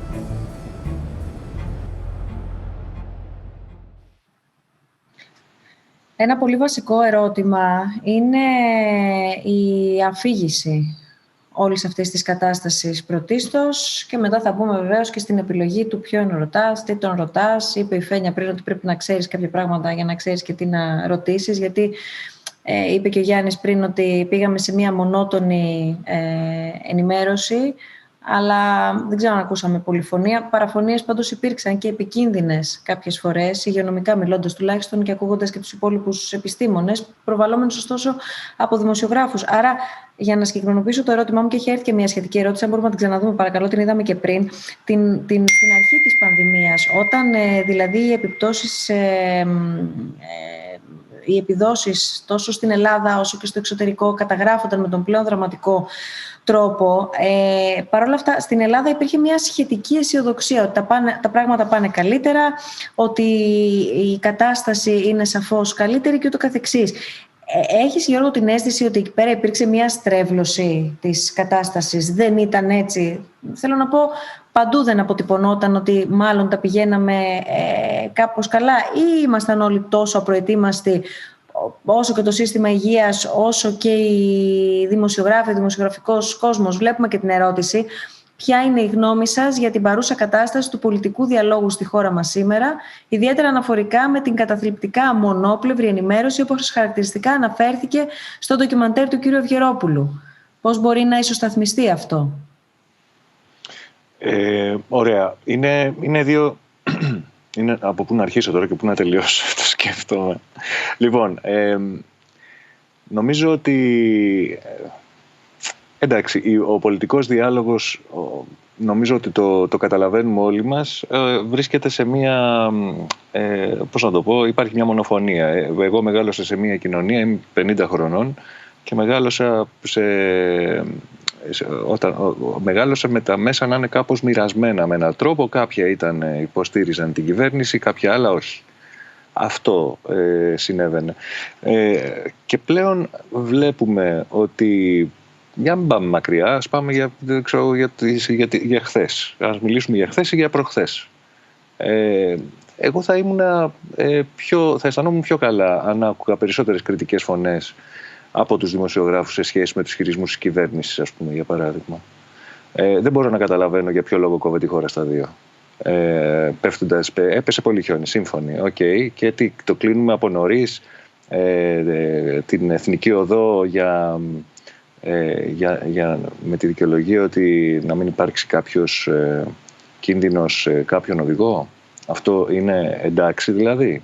Δηλαδή δεν ξέρω, μου κάνει πάρα πολύ μεγάλη εντύπωση και μαθαίνουμε τώρα ότι υπάρχει μια κατάσταση όπου έπρεπε να γλιτώσει ο ανάδοχος του έργου, ο ανάδοχος τέλος πάντων του αυτοκινητοδρόμου, το βρήκα, να γλιτώσει από το μεγάλο κόστος του εκχιονισμού που θα υπήρχε και προσπαθώντας έτσι να κρατήσει το δρόμο ανοιχτό. Τέλος πάντων, θέλω να πω ότι το κράτος είναι εδώ για να προστατεύει τους πολίτες του. Να τους αφήνει να μετακινούνται ελεύθερα, να φροντίζει να έχουν καλή υγεία, καλό σύστημα υγείας, καλή παιδεία κτλ.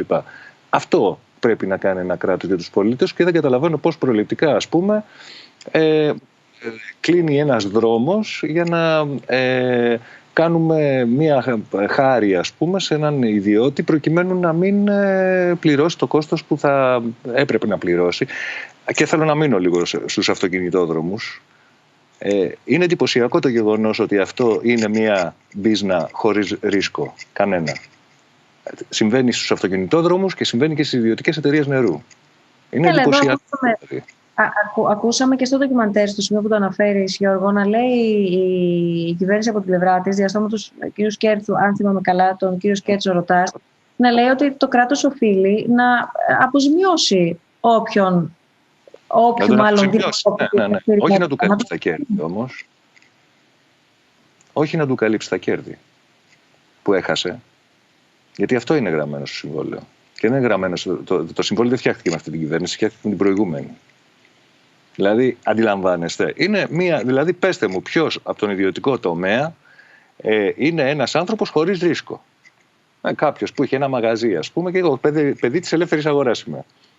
Ωραία, αντιμετωπίζω ένα ρίσκο. Κάνω κάτι, μπορεί να μην πάει καλά, χάνω τα λεφτά μου, τέλος. Έτσι. Πείτε μου μια δουλειά που δεν έχει ρίσκο. Και όμως υπάρχουν οι αυτοκινητόδρομοι και υπάρχουν και οι ιδιωτικές εταιρείες νερού. Ακριβώς το ίδιο σκεπτικό είναι και στις δύο περιπτώσεις, ότι γράφεται στο συμβόλαιο ότι αν η κατανάλωση νερού, για παράδειγμα, πέσει κάτω από αυτό το σημείο, θα μου καλύψετε το κέρδος που έχασα, και ταυτόχρονα το ίδιο με τους αυτοκινητόδρομους. Λοιπόν, αυτό, ας πούμε, είναι μια στρέβλωση. Και νομίζω πως αυτό το καταλαβαίνει οποιοσδήποτε ασχολείται με την αγορά, να το πω έτσι. Λοιπόν, τώρα πώς μπορεί να αντιστρέψουμε τη μονοφωνία, να το πω έτσι. Νομίζω ότι εμείς οι ίδιοι οι δημοσιογράφοι έχουμε μια ευθύνη σε αυτό. Αντιλαμβάνομαι πάρα πολύ και έχω δουλέψει σε εργοστάσιο παραγωγής ειδήσεων. Έτσι. Έχω δουλέψει. Ξέρω πώς είναι να σου λένε στη 1 η ώρα το μεσημέρι κάνε μια έρευνα να παίξει το βράδυ. Έτσι, στη 1 η ώρα το μεσημέρι να κάνεις μια έρευνα να παίξει το βράδυ. Ανοίγει για να αντιλαμβανόμαστε όλοι, νομίζω, αυτό το οποίο λες. Ανοίγει, αν μου επιτρέπεις, και ένα άλλο κεφάλαιο εδώ πέρα, στο ότι υπάρχουν οι δημοσιογράφοι της πρώτης γραμμής που θα εκτεθούν, που θα βγουν, που θα πρέπει να πάνε να καλύψουν το θέμα, που δεν θα έχουν το περιθώριο να το προτείνουν ή να το, αν θέλεις, επιλέξουν. Θα πρέπει να βγουν εκεί έξω γιατί συμβαίνει, όπως και να έχει. Και υπάρχει και μια πυραμίδα. Συμφωνώ και μέχρι και στο κόμμα. Συμφωνώ μέχρι και στο κόμμα και αντιλαμβάνομαι και το φόβο του ανθρώπου που ενδεχομένως να συγκρουστεί με τον αρχισυντάκτη του και να μείνει άνεργος κτλ. Έτσι, το αντιλαμβάνομαι απολύτως αυτό το πράγμα. Ναι, βρε παιδί μου, αλλά μπορεί η δουλειά αυτή να γίνει μέσα σε αυτά τα πλαίσια κάπως και τέλος πάντων, ας πούμε, να σπρώξει ο κόσμος προς τα εκεί.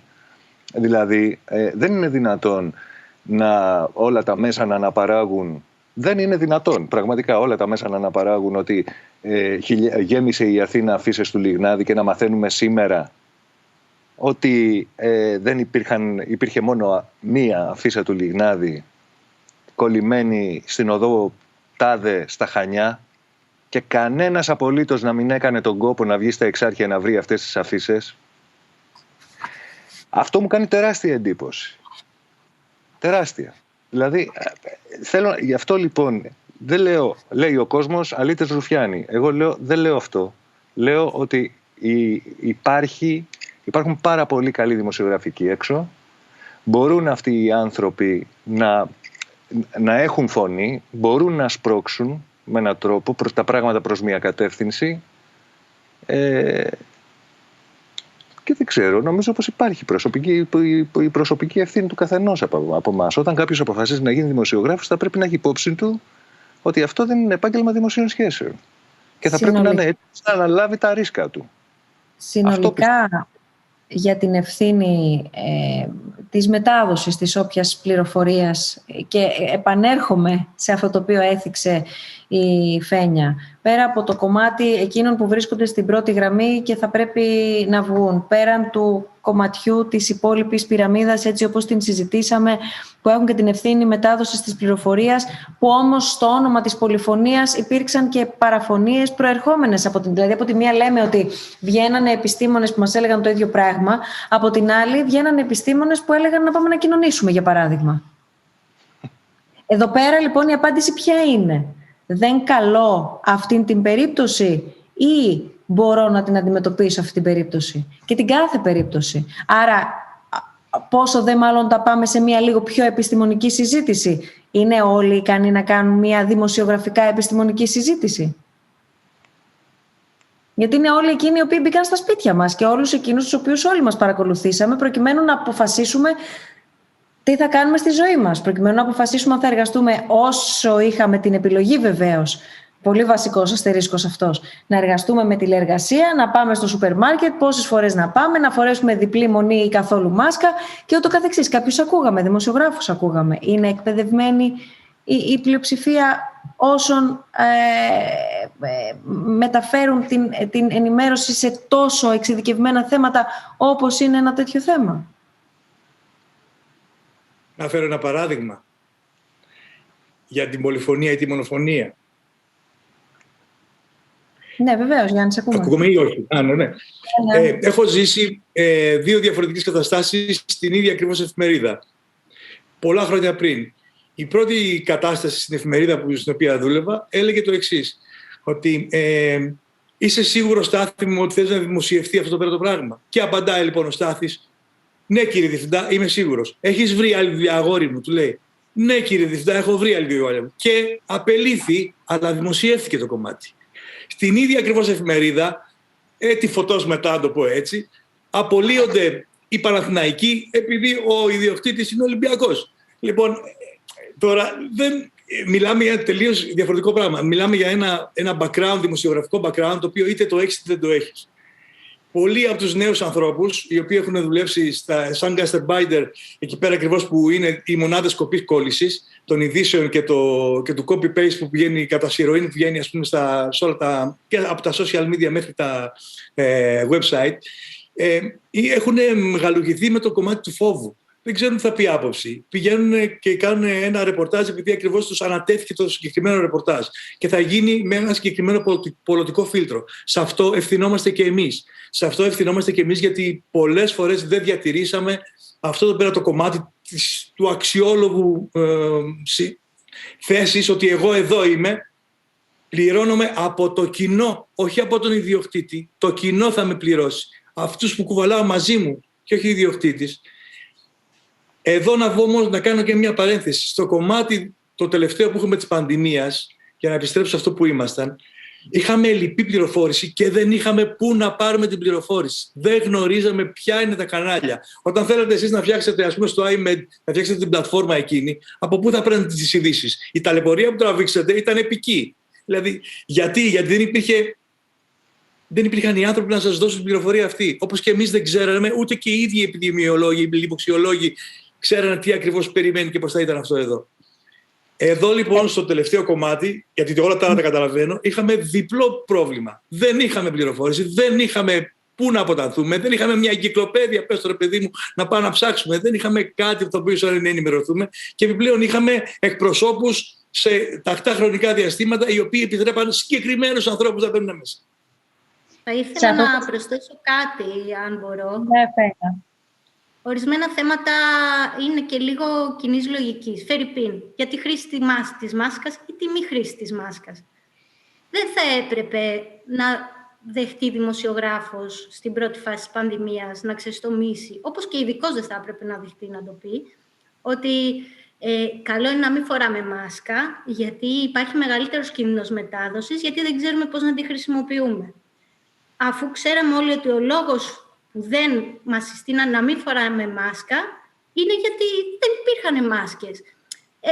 Όταν το κάνεις αυτό, παίρνεις θέση με έναν τρόπο και χαϊδεύεις τις αδυναμίες της εκάστοτε κυβέρνησης. Δεν είναι αυτός ο ρόλος μας και αυτό το βρήκαμε απέναντί μας. Γιατί μετά πέρασε ο καιρός, ήρθαν οι μάσκες και είπαμε στον κόσμο πρέπει να φοράτε μάσκες. Και μετά ξεσηκώθηκε ένα ολόκληρο κίνημα περί μάσκας και σου λέει εσύ δεν μου λέγεις έτσι πριν, τώρα γιατί μου λες γιουβέτσι.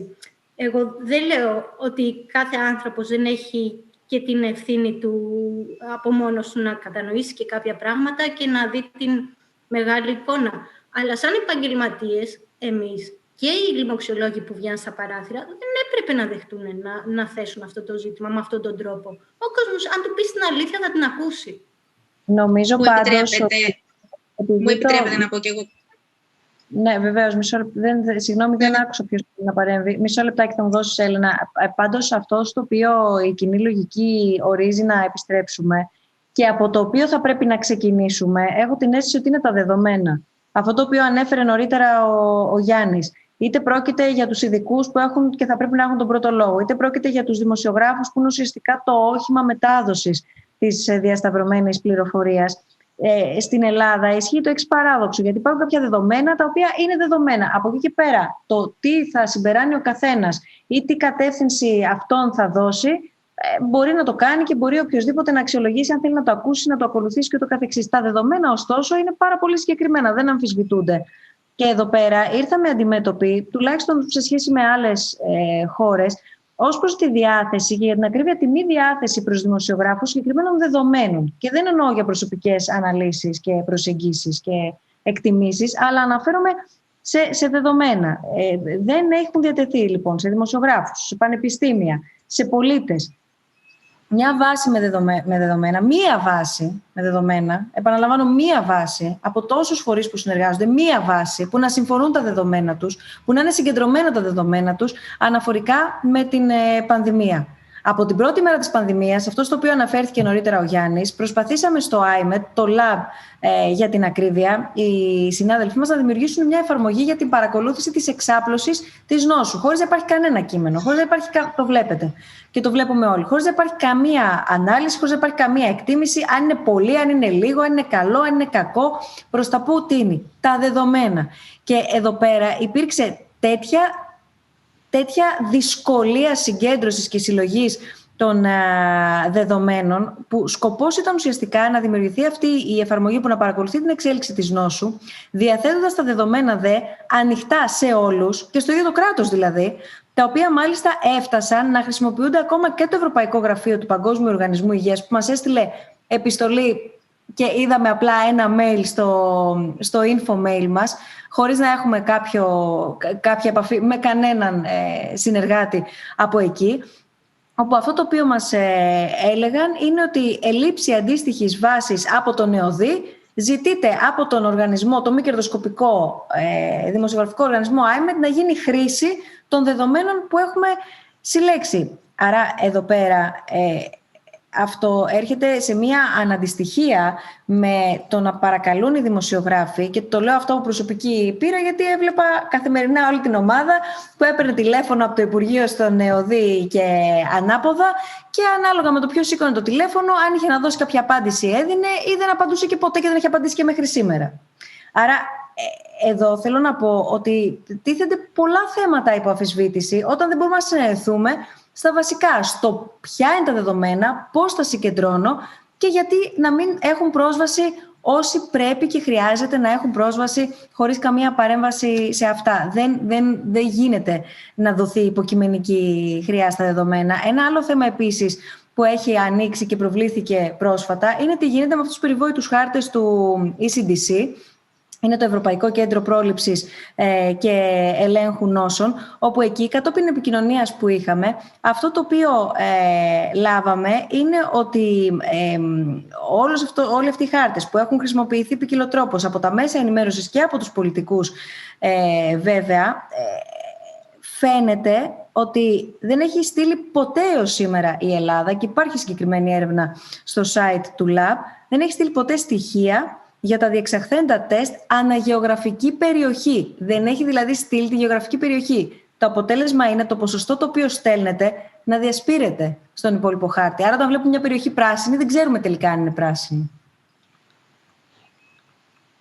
Δεν ήθελα να μακρηγορήσω, αλλά είναι αυτά τα οποία ακούμε κάθε μέρα ως αποδεικτικά που αποτυπώνουν την καλή ή κακή πορεία. Λέω να περάσουμε σε... Ναι, Κώστα και η Έλενα. Αν μου επιτρέπεις, Άννα, σε αυτό, ως συνέχεια αυτού που έλεγες τώρα, είχαμε το χαρακτηριστικό παράδειγμα του διπλού συστήματος καταγραφής των κρουσμάτων, το οποίο ξαφνικά το μάθαμε τον περασμένο Δεκέμβρη από δημοσιεύματα, από τον τύπο, έτσι. Μάλιστα, η μία δημοσιογράφος δήλωσε ανοιχτά ότι απομακρύθηκε από την εφημερίδα επειδή δέχτηκε πιέσεις, επειδή αποκάλυψε αυτή την ιστορία. Μάθαμε η απάντηση του ΕΟΔΗ τότε ήταν ότι υπάρχει μια σύμβαση με ιδιωτική εταιρεία η οποία έχει αναρτηθεί στη διάβγεια. Αυτή η σύμβαση δεν υπήρχε στη διάβγεια ποτέ. Είναι ανακριβές αυτό το πράγμα. Έπειτα σταμάτησαν όλοι να μιλάνε για αυτό το θέμα και προέκυψε το ζήτημα τελευταία στην Πτολεμαΐδα και στο Κιλκής, όπου ξαφνικά εκεί τα κρούσματα ήταν αναντίστοιχα με αυτά τα οποία δηλώνονταν και προέκυψε μια μυστηριώδης εμπλοκή των ιδιωτικών κέντρων του τρόπου καταγραφής των κρουσμάτων και επομένως δεν υπάρχει ένα ενιαίο σύστημα καταγραφής στην πράξη. Και αυτό είναι πραγματικά επικίνδυνο και ολισθηρό δημοσιογραφικά. Έλενα, σε διέκοψα νωρίτερα. Κάτι ήθελες να σημειώσεις?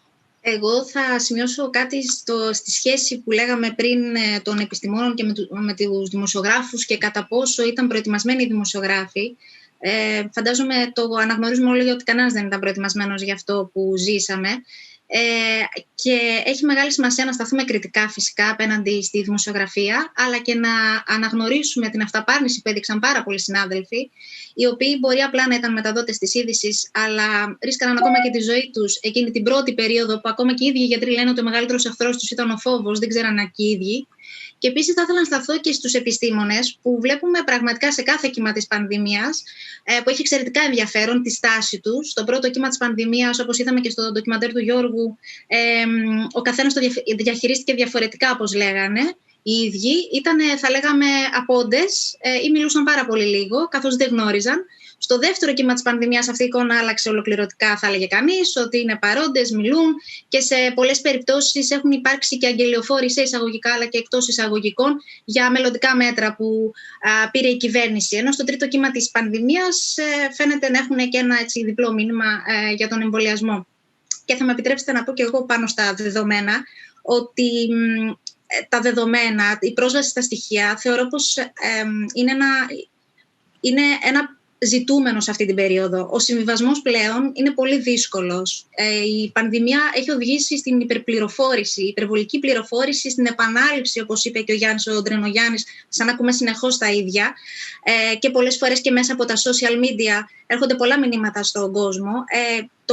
Για να πιστούν οι πολίτες να τηρούν τα μέτρα και αν θέλετε και αυτό το αίτημα για ατομική ευθύνη, νομίζω ότι απαιτείται τεκμηρίωση και στοιχεία ανοιχτά, πρόσβαση σε αυτά και ανοιχτά δεδομένα αναπεριοχή που το ζητούν οι ίδιοι πολίτες αλλά και ερευνητές, έτσι ώστε να είναι εργαλείο για εκείνους, αλλά να αποτελέσουν και απάντηση και για τα fake news. Ορίστε. Με βάση τα δεδομένα είδαμε στα γραφήματα πώς αποτυπώνεται η κατάσταση για τη δράμα, για παράδειγμα. Ακριβώς. Και νομίζω ότι αυτό θα αποτελέσει και μια σημαντική απάντηση και στα fake news, αλλά και στην συνωμοσιολογία. Δηλαδή το κλειδί είναι πραγματικά η τεκμηρίωση βάση δεδομένων, η πρόσβαση σε αυτά τα στοιχεία. Να δούμε ένα ερώτημα που έχει έρθει από την Αθανασία. Η Αθανασία υπογράφει ως δημοσιογράφος και ρωτάει: η δημοσιογραφία τον καιρό της πανδημίας, τη βλέπουμε την ερώτηση, υπηρετούσε την ελευθερία του πολίτη να αποφασίσει για τον εαυτό του ή την τήρηση των μέτρων? Ποια είναι η άποψή σας, Γιώργο? Συγγνώμη, δεν κατάλαβα την ερώτηση. Εγώ, η δημοσιογραφία τον καιρό της πανδημίας υπηρετούσε την ελευθερία του πολίτη να αποφασίσει για τον εαυτό του ή την τήρηση των μέτρων. Εντάξει, νομίζω ότι η δημοσιογραφία υπηρετεί την αλήθεια. Δεν ξέρω πώς αλλιώς να το πω. Δηλαδή, η ελευθερία του πολίτη να αποφασίζει για τον εαυτό του είναι αυτό που υπόθηκε και στην ταινία, ότι ο τρόπος με τον οποίο αυτή η κοινωνία μεταχειρίζεται τους πολίτες, να το πω έτσι, αυτό το σύστημα στο οποίο δηλαδή οι κοινωνίες μας είναι βουτυγμένες τις τελευταίες 4 δεκαετίες, είναι το γεγονός ότι σου λέει έχεις την ευκαιρία της επιλογής. Μπορείς να πας να επιλέξεις ό,τι θέλεις. Να επιλέξεις που θα κάνεις διακοπές, να επιλέξεις σε ένα νοσοκομείο, ποιο θέλεις. Έχουμε πολλά. Αυτό δίνει ένα κίνητρο στους ανθρώπους και να πούνε ότι ξέρεις, μπορώ να έχω και τη δική μου αλήθεια. Και αυτό είναι σημαντικό, νομίζω. Δεν υπάρχει η αλήθεια του καθενός. Υπάρχει μία αλήθεια και προσπαθούμε να την πλησιάσουμε και να καταγράψουμε, αν θέλεις, τους τόνους του γκρι αυτής της αλήθειας, γιατί δεν είναι άσπρο μαύρο ποτέ αυτή η ζωή. Επομένως, εγώ δεν θα κουνούσα ποτέ το χέρι μου μπροστά στη μύτη κάποιου ανθρώπου να του πω γιατί κάθεσαι σπίτι σου, γιατί δεν κάθεσαι σπίτι σου και τέτοια. Έτσι. Από την άλλη, δεν θεωρώ ότι όταν, ας πούμε, για παράδειγμα, σου λένε οι επιστήμονες, κοίταξε να δεις, βάλε μάσκα, και εσύ βγαίνεις και κάνεις πορείες, όχι μάσκες στα παιδιά μας, δεν θα βάλω το φήμοτρο και τέτοια, νομίζω ότι αυτό έρχεται σε μια κόντρα, ας πούμε, με τη συλλογικότητα, αν θέλεις, μιας κοινωνίας που ζούμε. Την έχω σημειώσει την ερώτηση, γιατί μου έκανε εντύπωση. Θέλω να τη δούμε, παρακαλώ πολύ, αν είναι εύκολο ξανά. Είναι το ερώτημα που απευθύνεται στους αρνητές ουσιαστικά και τον τρόπο που προβάλλονται από τα media. Αν μπορούμε να τη βρούμε την ερώτηση. Με συγχωρείς, Γιώργο, για τη διακοπή, αλλά ήταν το σημείο στο Άλλη μόνο. Μιλούσε για την κατηγοριοποίηση των ανθρώπων που τέλος πάντων δεν συμφωνούν με όλο αυτό σε ψεκασμένους και αρνητές της επιστήμης, κάπως έτσι το έγραφε. Αυτό που ήταν εντυπωσιακό είναι το γεγονός ότι άκουσα με τα ίδια μου τα αυτιά σε ένα δελτίο ειδήσεων να αναφέρονται σε αυτούς τους ανθρώπους με τη λέξη ψεκασμένοι, σε «ον». Το άκουσα αυτό. Δηλαδή έλεγε, διάβαζε ο παρουσιαστής, παρουσιάστρια των, και έλεγε και κατέληγε με τους ψεκασμένους. Δηλαδή ότι είναι ψεκασμένοι αυτοί που θα δείτε τώρα. Νομίζω είναι υπάρχει τεράστιο. Ένα θέμα υγειονομικών. Συγγνώμη, δεν υπάρχει ένα θέμα υγειονομικών φρονημάτων? Πολύ σωστά. Δεν τίθεται ένα τέτοιο θέμα. Συγγνώμη. Ήταν εντυπωσιακό ο τρόπος με τον οποίο η εκφορά του λόγου, δηλαδή, ήταν πραγματικά εντυπωσιακή εκείνη τη στιγμή. Μου έκανε, αφού γύρισα δηλαδή και είχα ανοιχτεί την τηλεόραση και άρχισα να το παρακολουθώ μόνο και μόνο γι' αυτό. Εντάξει, από την άλλη σας είπα ότι εγώ θεωρώ ότι πρέπει να ακούμε την επιστήμη. Δηλαδή υπάρχουν πράγματα που είναι μένα. Αυτό λέω. Δηλαδή ότι έβγαινε μια πάρα πολύ γνωστή επιδημιολόγος, την οποία την έχω συναντήσει και εγώ στο παρελθόν και είναι πάρα πολύ σοβαρή, και θα θυμόσαστε κατά τη διάρκεια της πανδημίας έλεγε εγώ πάω και κοινωνάω κανονικά και δεν υπάρχει κανένα πρόβλημα. Και μπερδευόταν ο κόσμος. Λοιπόν, υπάρχουν και τέτοια περιστατικά, αλλά νομίζω ότι εκεί κάποιος άνθρωπος, εκείνος που θα την είχε μπροστά του, έπρεπε πραγματικά να τη ρωτήσει ότι αυτό είναι το θρησκευτικό σας πιστεύω. Αν απευθυνόσαστε σε ένα βουδιστή, δεν του λέγατε τα ίδια. Επομένως, ας αφήσουμε κατά μέρος τη θρησκεία, το θρησκευτικό σας πιστεύω, και πείτε μου αν κολλάει ή αν δεν κολλάει με το κουταλάκι. Δηλαδή, αυτό. Το περιεκτικότητα αλκοόλ. Δηλαδή, αυτό. Υπάρχουν. Δηλαδή, οποιονδήποτε επιστήμονα και να ρωτήσει, αυτό θα στο πει. Θα στο πει. Αν είναι ο ίδιος πιστός ή αν δεν θέλει να τα βάλει με την Εκκλησία, έτσι, θα στο πει λίγο πιο διπλωματικά. Αλλά θα το καταλάβεις. Άρα νομίζω ότι βρίσκεται εκεί η συζήτηση.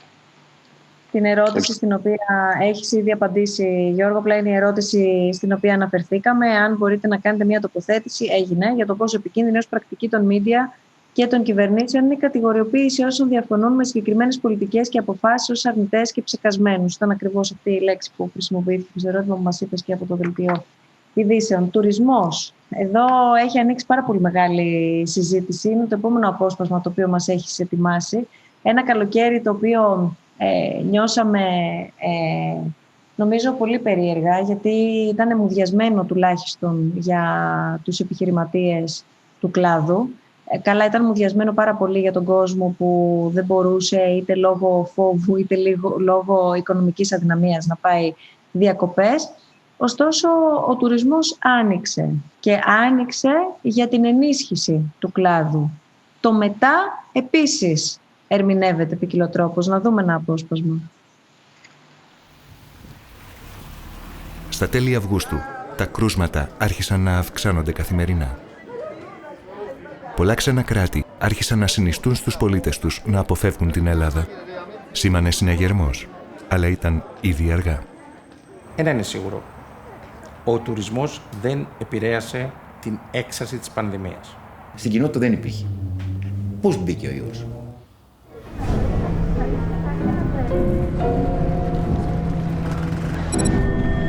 Πιστεύω πως μπήκε τον τουρισμό. Δεν έγιναν οι κατάλληλοι έλεγχοι. Δεν υπήρχαν έλεγχοι.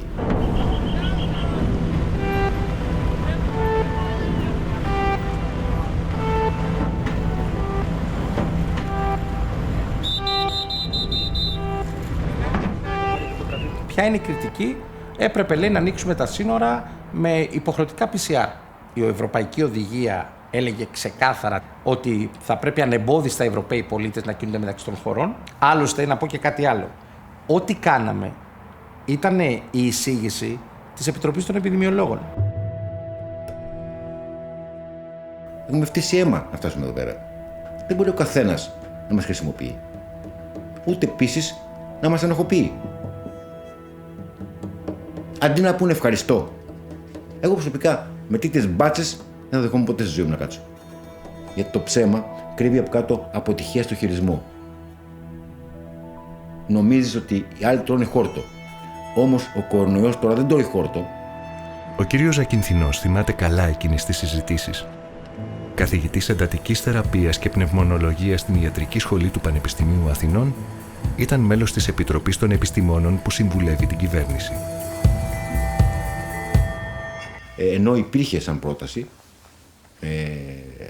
να έχουν τεστ στα χέρια τους 3 μέρες το πολύ από τη μέρα που θα μπουν στη χώρα, απερίφθη επειδή αυτό θα ήταν φρένο για τον τουρισμό, δεν θα φέρνονταν κόσμος επειδή θα υπήρχε αυτό το επιβάρυνση κλπ. Και έφυγε από το τραπέζι. Επίσης έφυγε από το τραπέζι η έννοια το ότι, αφού κουβεντιάστηκε, ότι μπορεί να γίνει τεστ σε όλο τον κόσμο που μπαίνει μέσα. Και δεν υπήρχαν τα τεστ και η υποδομή, όπως επίσης απορρίφθηκε σταδιακά και η έννοια της καραντίνας. Ως λύση, τελικά προτάθηκε από την κυβέρνηση ένα υπολογιστικό σύστημα. Ένας αλγόριθμος που θα καθόριζε ποιος θα ελεγχθεί και ποιος όχι.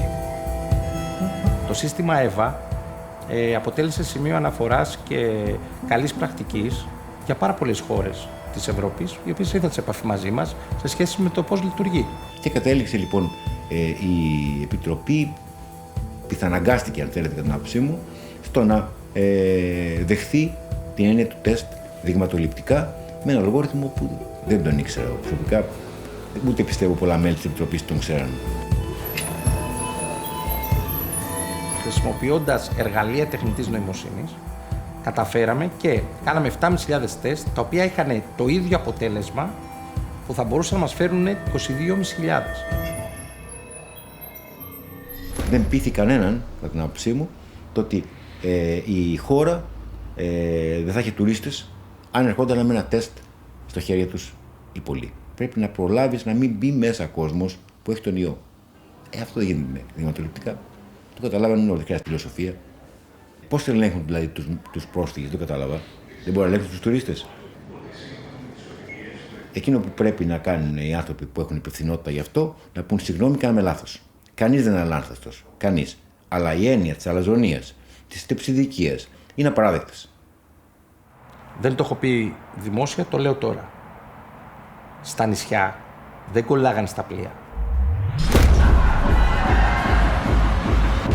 Κολλάγαν στα απίστευτα πάρτις που στείνανε οι διάφοροι ασίδωτοι επιχειρηματίες. Και αυτή είναι η πραγματικότητα. Η κυβέρνηση τόνιζε σε κάθε ευκαιρία την ατομική ευθύνη. Την προσωπική ευθύνη που είχε ο καθένας από εμάς για να διαφυλάξει τον εαυτό του και την κοινωνία από τον ιό. Όμως πώς μπορείς να προστατευτείς όταν είσαι αναγκασμένος να στριμωχτείς σε ένα τέτοιο λεωφορείο για να πας στη δουλειά σου?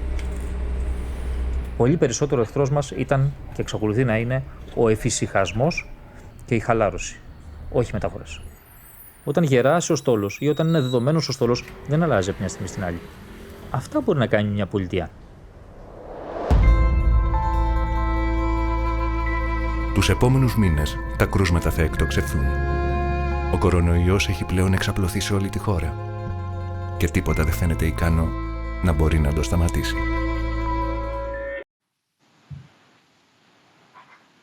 Νομίζω εδώ πέρα και πάλι βλέπουμε να κυριαρχεί το αίσθημα της ατομικής ευθύνης. Αυτό είναι το μήνυμα το οποίο στέλνεται συνεχώς. Σαφώς και υπάρχει η έννοια της ατομικής ευθύνης και σαφώς υπάρχει και η ατομική ευθύνη.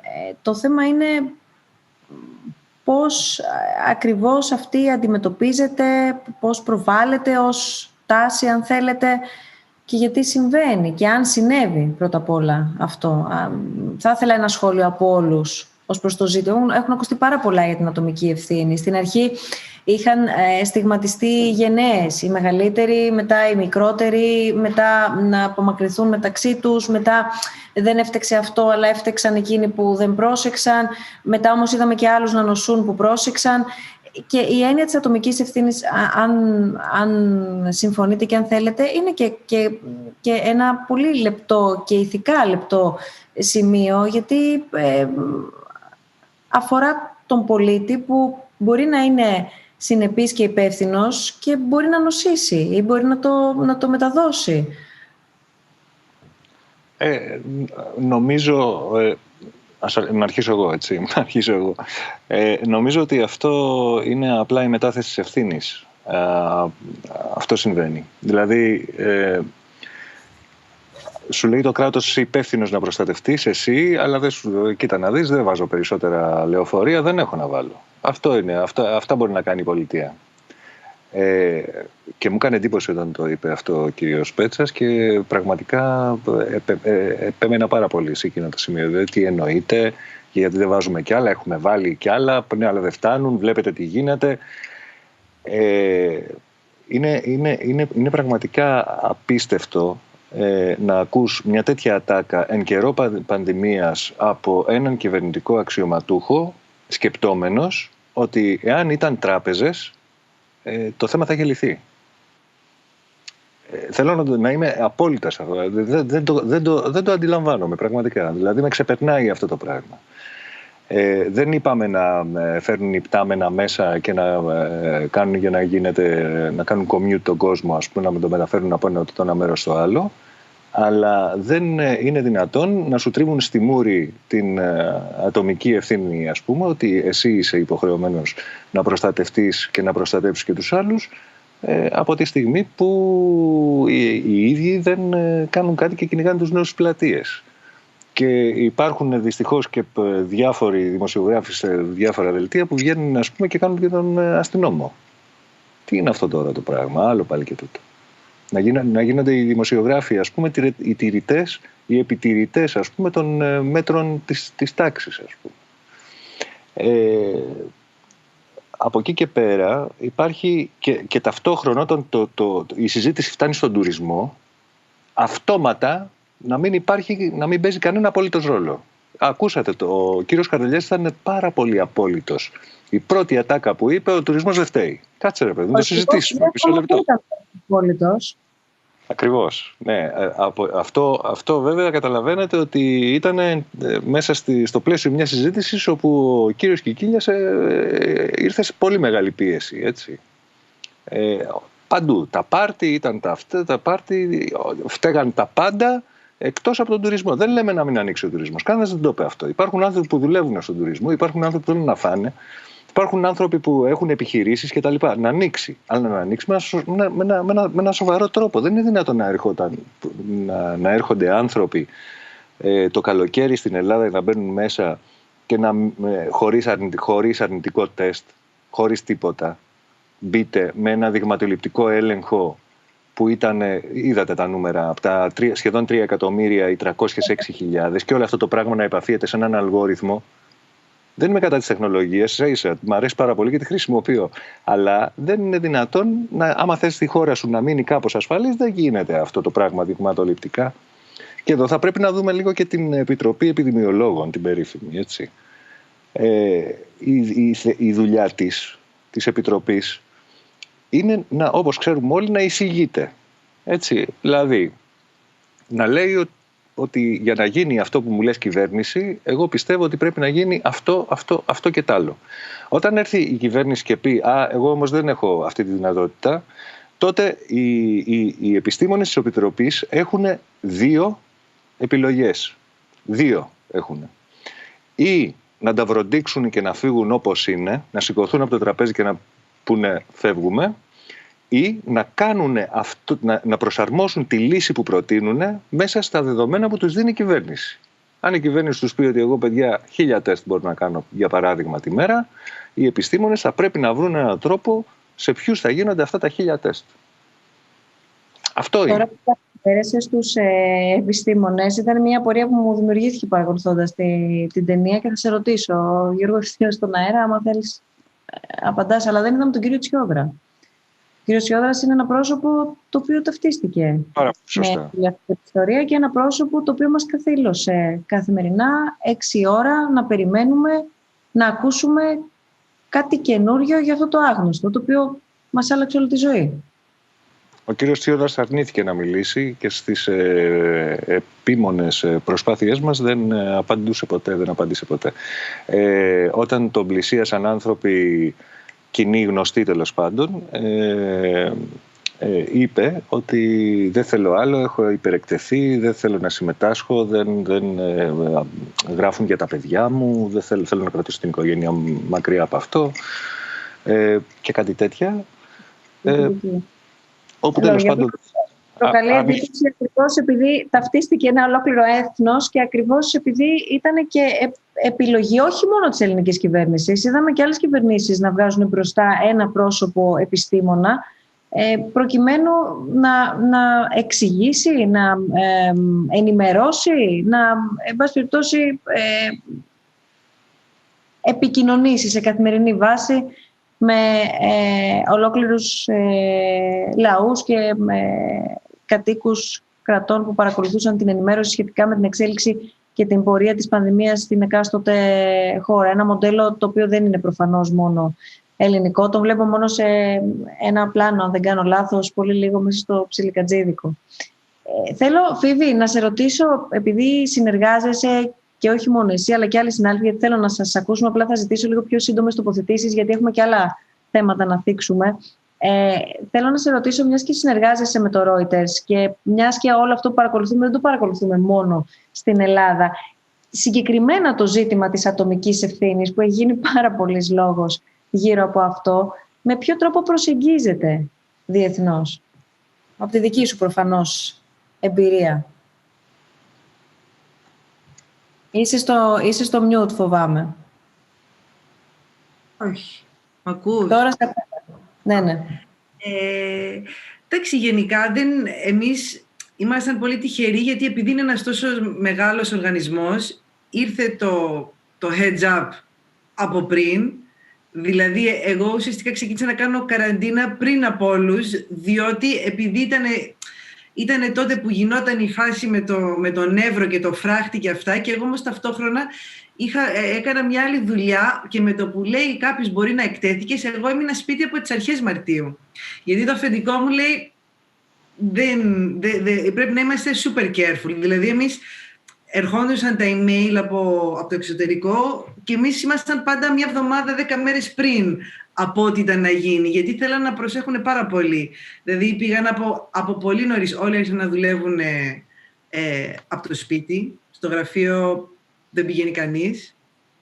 Μόνο καμιά φορά μπορεί να πάει η τηλεόραση. Δηλαδή αυτοί που γράφουν, που είναι στο text, αυτοί δεν έχουν πατήσει στο γραφείο από τον Μάρτιο. Εδώ και 2-3 εβδομάδες έχουν στείλει email διπλή μάσκα από εδώ και πέρα. Και μας δίνουν και αυτοί τις μάσκες τις καλές. Γιατί θέλουν full προστασία. Και δεν περιμένουν δεν περιμένουν να έρθει της όποιας κυβέρνησης την όποια απόφαση. Οι αποφάσεις παίρνονται από την ίδια την εταιρεία, βλέποντας τι γίνεται και προσπαθώντας να το προλάβουν. Γι' αυτό εγώ το έπαιρνα και πιο σοβαρά. Και ειδικά στην αρχή υπήρχαν άνθρωποι που λέγανε είσαι υπερβολική, αλλά δεν... Μπορώ να πω και εγώ κάτι πάνω σε αυτό ή πάνω Δεν ξέρω αν με ακούτε. Βέβαια, Γιώργο, ναι. Εγώ ως ελεύθερος, ως freelancer φωτογράφος που συνεργάζομαι με διάφορα δίκτυα, είμαι και μόνιμος εξωτερικός συνεργάτης με το πρακτορείο Reuters. Και προς τιμήν τους είναι το μοναδικό γραφείο, ο μοναδικός συνεργάτης που μου έκανε εκπαίδευση για τη συγκεκριμένη... Εγώ καλώς ή κακώς είμαι ο άνθρωπος που έβγαλε και ο Κολεσίδης πήγε αργότερα και ο Νίκος ο Πυλός νομίζω πήγε, αλλά ήμασταν συγκεκριμένοι άνθρωποι που διοχετεύσαμε την ελληνική αγορά, ας πούμε, στην ελληνική κοινή γνώμη, τις πρώτες φωτογραφίες μέσα από τα νοσοκομεία. Πριν πω εγώ εκεί μέσα, το Reuters μου έκανε κάποιο ειδικό training, μου έκανε 2 διαφορετικά σεμινάρια, πώς εγώ να μπαίνω, γιατί σας το λέω αυτό με αφορμή και μια ερώτηση που πέρασε πιο πριν, απλά πρόλαβα λίγο να τη διαβάσω, πώς οι δημοσιογράφοι μπαίνουμε σε νοσοκομεία και συγκεκριμένα σε μονάδες εντατικής θεραπείας. Αρκετοί από εμάς κάθε 2 χρόνια λαμβάνουμε μια συγκεκριμένη εκπαίδευση για φυσικές καταστροφές, για άλλα πραγματάκια. Φέτος όμως μας κάνανε ειδικά σεμινάρια πώς να λειτουργούμε, πώς να μπαίνουμε και να βγαίνουμε με ασφάλεια σε χώρους με αυξημένο υλικό φορτίο. Και εννοείται πρέπει να τους το δώσω, γιατί το Reuters προσέχει πάρα πολύ τους συνεργάτες τους, ανεξάρτητα από τι γραμμή δίνει κάθε κράτος για τον υπόλοιπο πληθυσμό. Αυτό δεν ξέρω αν έγινε κατανοητός. Δηλαδή ήταν το μοναδικό μέσο από τα πάρα πολλά που συνεργάζομαι που ασχολήθηκε με τους συνεργάτες τους. Κάτι τελευταίο για να μην ξαναενοχλήσω. Υπάρχουν αρκετά σημεία που εγώ όχι διαφωνώ, απλά τα βλέπω λίγο διαφορετικά με την οπτική του Γιώργου. Περιμένετε τώρα γιατί λίγο τα μπέρδεψα λιγάκι. Κόλλησα τώρα. Μου έφυγε Ωραία. Γιώργο, μπορείς να διακόψεις οποιαδήποτε στιγμή. Να πω. Μπορείς να διακόψεις. Άμα το θυμηθώ θα ξαναμπω μετά να το πω. Ένα ωραίο ερώτημα που έχει έρθει προς τον Γιώργο. Γιώργο, συγχαρητήρια. Μια ερώτηση: δεν αισθάνθηκε στην ανάγκη να μείνεις λίγο περισσότερο σε κάποιους από τους πολύ ενδιαφέροντες χαρακτήρες που υπάρχουν στην ταινία? Και αν ναι, προς το παρόν, και αν ναι, γιατί μπορεί και όχι, δεν ξέρω, Γιώργο, θα μας απαντήσεις, πώς αντιμετωπίζεις αυτό το δίλημμα? Φυσικά, όχι μόνο αισθάνθηκα την ανάγκη, αλλά είχα στήσει πολύ περισσότερες σκηνές από ό,τι είδατε. Αλλά βέβαια η ταινία έβγαινε κάνα 2 ώρες και 1/4, δηλαδή ήταν Ben Hur, ας πούμε. Επομένως, ναι, είχα μείνει περισσότερο σε κάποιους χαρακτήρες, ακόμα περισσότερο. Αλλά ήταν ένα πρώτο cut το οποίο βλεπόταν με δυσκολία. Και αυτή είναι η απάντηση στο δίλημμα. Το δίλημμα είναι, λέει, από κάποιο σημείο και μετά τέλος πάντων σου μιλάει η ταινία και σου λέει εδώ αυτό πρέπει να με βγάλεις όσο και να πονάει. Γιατί πονάει. Έτσι βγάζεις πράγματα τα οποία τα έχεις φτιάξει, σ' αρέσουν και πρέπει να τα βγάλεις για να διατηρήσεις το ρυθμό της, να διατηρήσεις την ευρικότητα, το νεύρο που έχει κτλ. Σου μιλάει η ίδια δηλαδή. Έτσι το βλέπω, έτσι το βλέπω εγώ δηλαδή. Θέλω να πω ότι μας έχεις ετοιμάσει ακόμα ένα απόσπασμα. Αν δεν έχεις αντίρρηση, να μην το δείξουμε, αλλά να το θίξουμε, γιατί έγινε επίσης πολύ μεγάλη συζήτηση. Θέλω να εξοικονομήσουμε αυτόν τον χρόνο που έχουμε, πολύ λίγα λεπτά ακόμα στη διάθεσή μας, για να βάλουμε και άλλα ερωτήματα στην κουβέντα μας κλείνοντας. Ένα πάρα πολύ μεγάλο θέμα, το οποίο μας απασχόλησε και θα ζητήσω ολονών σας την τοποθέτηση, είναι η σχέση πολιτικού χώρου, κυβέρνηση συγκεκριμένα και μέσων ενημέρωσης, η περιβόητη λίστα Πέτσα, τι έγινε με το διαφημιστικό ενημερωτικό μήνυμα που ήθελε η κυβέρνηση να επικοινωνήσει προς όλους τους πολίτες προκειμένου να ενημερωθούν και να ακολουθήσουν τα συγκεκριμένα βήματα και μέτρα εν κατακλείδη. Εδώ είδαμε και στην ταινία να εκφράζεται δυσαρέσκεια από περιπτώσεις μέσων που δεν έλαβαν αυτή την πρόταση καν, από άλλους που έλαβαν χαμηλότερα ποσά έναντι άλλων που έλαβαν περισσότερα. πρέπει να συζητάμε, το ερώτημα είναι αυτό, πρέπει να συζητάμε για μέσα τα οποία λαμβάνουν λιγότερα, περισσότερα ή για μέσα τα οποία λαμβάνουν ή δεν λαμβάνουν χρήματα, όταν ο επιχειρηματίας αντίστοιχα δεν τον ρωτάς αν θέλει να κλείσει το εστιατόριό του, το κλείνει. Είναι σαν το ερώτημα όταν τα κρεβάτια στα νοσοκομεία γεμίζουν, ρωτάς τις ιδιωτικές κλινικές ή τις ανοίγεις. Θέλω να πω, υπάρχει κάτι που διαφοροποιεί τους μεν από τους δε, που κάπου πρέπει να γίνει έτσι, αλλά κάπου αλλού πρέπει να γίνει κάπως αλλιώς. Και αν σας ενόχλησε το ίδιο αυτή η ιστορία, η ιστορία αυτή, δεν ξέρω, ενόχλησε και σίγουρα απασχόλησε την κοινή γνώμη. Εσάς σας ενόχλησε ή σας απασχόλησε και με ποιο τρόπο? Θέλω πραγματικά να ακούσω την άποψη όλων σας. Γιώργο, ξεκινάω από εσένα και ο λόγος αμέσως μετά σε όλους τους υπόλοιπους. Όχι μόνο ενόχλησε την κοινή γνώμη, νομίζω ότι την έχει απασχολήσει και πάρα πολύ και έχει γίνει παντιέρα και σύνθημα. Έτσι. Η λίστα Πέτσα έχει γίνει συνώνυμο της χειραγώγησης του τύπου αυτή τη στιγμή που μιλάμε.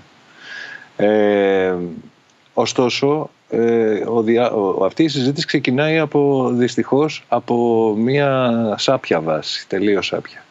Το γεγονός μόνο και μόνο ότι ο τύπος στην Ελλάδα χρειάζεται κρατική ενίσχυση για να επιβιώσει, έτσι κι αλλιώς, είναι από μόνο του λάθος. Είναι από μόνο του λάθος. Ναι, αλλά έρχεται το κράτος, ο αντίλογος εδώ πέρα, ο αντίλογος εδώ πέρα έρχεται και σου λέει το ίδιο το κράτος, ότι εγώ δεν θα εκμεταλλευτώ τον ιδιώτη, δεν θα εκμεταλλευτώ τον επιχειρηματία, θα έρθω και θα πληρώσω το χρόνο που εσύ αφιερώνεις για να επικοινωνήσω το μήνυμα. Άρα το κάνω για καλό σκοπό, για να το παίξεις και καλή ώρα, για να μιλήσουμε με διαφημιστικούς όρους. Πάρα πολύ σωστά. Αυτό ακριβώς ήταν το επιχείρημα της κυβέρνησης. Ότι εγώ δεν θέλω να το παίζεις εθελοντικά, να σε πληρώσω, να το παίζεις 15 φορές τη μέρα, 500 φορές, όσο είναι. Έτσι είναι. Ωστόσο, αυτή δεν ήταν μια κίνηση που ξεκίνησε από το μηδέν, από το πουθενά. Δηλαδή, ο τύπος βρίσκεται σε κρίση πάρα πολλά χρόνια τώρα. Υπήρχαν συνεχείς εκκλήσεις του τύπου των εφημερίδων και τα λοιπά για μια κρατική ενίσχυση, έτσι, πολύ καιρό πριν. Υπήρξε μια προσπάθεια, εξ όσων θυμάμαι, τον Νοέμβριο να δοθούν κάποια χρήματα πριν την πανδημία του 19 Νοέμβριου του 19, να δοθούν κάποια χρήματα σε μέσα προκειμένου να μείνουν πάνω από το νερό, πάνω από την επιφάνεια του νερού. Ωστόσο, ο τρόπος με τον οποίο πήγε να γίνει προκάλεσε πολύ μεγάλες αντιδράσεις και η πανδημία έφερε ακριβώς αυτό που λες, την πολύ ωραία ευκαιρία προκειμένου να δοθούν αυτά τα χρήματα και άρχισαν να δίνονται με έναν τρόπο που όλοι έχουμε καταλάβει ότι δυστυχώς χρησιμοποιήθηκε ένα κομματικό, να το πω έτσι, κίνητρο, ένα πολιτικό κριτήριο, ένα κομματικό μάλλον κριτήριο, προκειμένου κάποια μέσα να ευνοηθούν περισσότερο από κάποια άλλα μέσα. Και αυτό είναι δημόσιο χρήμα δυστυχώς και είναι πάρα πολύ άχαρο να συμβαίνει όλο αυτό το πράγμα και να διακινείται δημόσιο χρήμα σε ανύπαρκτες ιστοσελίδες, blogs κτλ. Για να μην πω τώρα ονόματα. Το μεγάλο φάουλ, και όλα θα μπορούσαν να ευσταθούν, κάθε επιχείρημα θα μπορούσε να ευσταθεί, αλλά το μεγάλο φάουλ είναι το γεγονός ότι δεν, και εκεί δηλαδή ξεμπροστιάστηκε, να το πω έτσι, όλη αυτή η ιστορία, ενώ ότι δεν πήρε χρήματα η εφημερίδα Ντοκουμέντο, που απασχολεί και 100 εργαζόμενους στο φινάλε. Ναι, αλλά και κάποιες άλλες πήραν και δεν τα δέχτηκαν. Πολύ σωστά, δεν τα δέχτηκαν. Κάποιες δεν τα δέχτηκαν γιατί δεν είχαν ανάγκη από αυτά τα χρήματα. Κάποια μέσα. Θέμα είναι ότι έχουν ανάγκη τα μίντια. Συγγνώμη, θέλω να το ξεκαθαρίσουμε αυτό. Το ζήτημα λοιπόν είναι κακώς τα πήραν κάποιοι γιατί κάποιοι άλλοι τα έχουν περισσότερο ανάγκη ή κακώς τα πήραν γενικότερα? Να σου πω κάτι. Όποιοι τα πήρανε ή όποιοι δεν τα πήρανε, δεν νομίζω ότι θα πρέπει να σταθούμε μόνο εκεί. Νομίζω ότι θα πρέπει να δούμε την ιστορία από την σκοπιμότητα και τη χρηστικότητά της. Για ποιο λόγο δόθηκαν αυτά τα χρήματα? Για να γίνουν κάποιοι άνθρωποι που ήταν κοντά στην κυβέρνηση ακόμα πιο πρόθυμοι. Γι' αυτό. Δηλαδή αυτό νομίζω ότι το έχουμε καταλάβει και έχει συμβάλει δυστυχώς σε όλη αυτή τη μονοφωνία για την οποία μιλάγαμε πριν. Το αν κάποιοι πήρανε περισσότερα, αν κάποιοι πήρανε λιγότερα κτλ. Είναι λεπτομέρειες της ιστορίας. Μπορούμε να το συζητήσουμε μιλάω για τα δύο άκρα. Εκείνους δηλαδή που δεν τα πήραν, εκείνους που τα πήραν και τα επέστρεψαν, και αν η συζήτηση επικεντρώνεται στο γιατί κάποιοι πήραν περισσότερα, γιατί κάποιοι πήραν λιγότερα, γιατί σε κάποιους δεν προτάθηκε καν να πάρουν, ή αν θα έπρεπε η συζήτηση να είναι σε ένα ερώτημα λίγο άσπρο ή μαύρο, αν έπρεπε ή δεν έπρεπε να... Κατά τη γνώμη μου δεν έπρεπε, να σου πω την αλήθεια. Κατά τη γνώμη μου δεν έπρεπε να συμβεί κάτι τέτοιο. Από την άλλη, ξέρεις, υπάρχουν μέσα που τα βρήκαν ως μάνα εξ ουρανού. Θυμάμαι να επικοινωνώ με έναν συνάδελφο ο οποίος εργάζεται σε διευθυντική θέση εκείνο και μου έλεγε περιμένουμε το ελικόπτερο με τα λεφτά. Έτσι. Θέλω να ακούσουμε και τους υπόλοιπους συναδέλφους. Ναι. Με τη σειρά. Ξεκινώ από πάνω. Φίβη. Μαριάννα. Έλα, που σήκωσε πρώτο το χέρι. Μαριάννα, είσαι στο mute.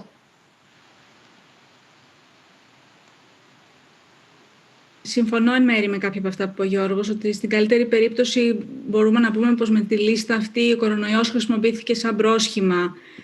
Είπα σαν ευκαιρία να δοθεί ένα δώρο στα έντυπα μέσα που το είχαν ανάγκη και προφανώς όταν αυτό γίνεται με τα χρήματα όλων μας πρέπει να υπάρχει διαφάνεια και σαφείς κανόνες και να μην είναι πολιτικό εργαλείο και επίσης βέβαια σημαντικό να είναι όλα αυτά τα μέσα επαρκτά γιατί υπήρχαν και τέτοιες περιπτώσεις. Από εκεί και πέρα θέλω να πω και κάτι άλλο, γιατί εγώ δουλεύω σε ένα μέσο που και θεωρείται και φιλοκυβερνητικό και mainstream και που ήταν στη λίστα και παρότι καταλαβαίνω τη δυσπιστία του κόσμου, αυτό έχει γίνει σε ένα άλλο επίπεδο. Εμείς σαν δημοσιογράφοι ουδέποτε συζητώντας με τους αρχισυντάκτες μας στις σκέψεις κάποια από τα θέματα που θα βασιζόταν σε ρεπορτάζ δεν υπήρχε ας πούμε σε μένα η ένδειξη, η αίσθηση ότι ξέρεις αυτό δεν το ακουμπάμε. Όπως και έγινε. Δηλαδή έχουμε κάνει πολύ δύσκολα θέματα που ασκούν κριτική όταν πρέπει να ασκηθεί. Οπότε και αυτό το να δαιμονοποιούνται τα μέσα τα οποία μπορεί να είναι mainstream και τα λοιπά μπορεί, θεωρώ ότι δημιουργούν άλλου είδους παγίδες.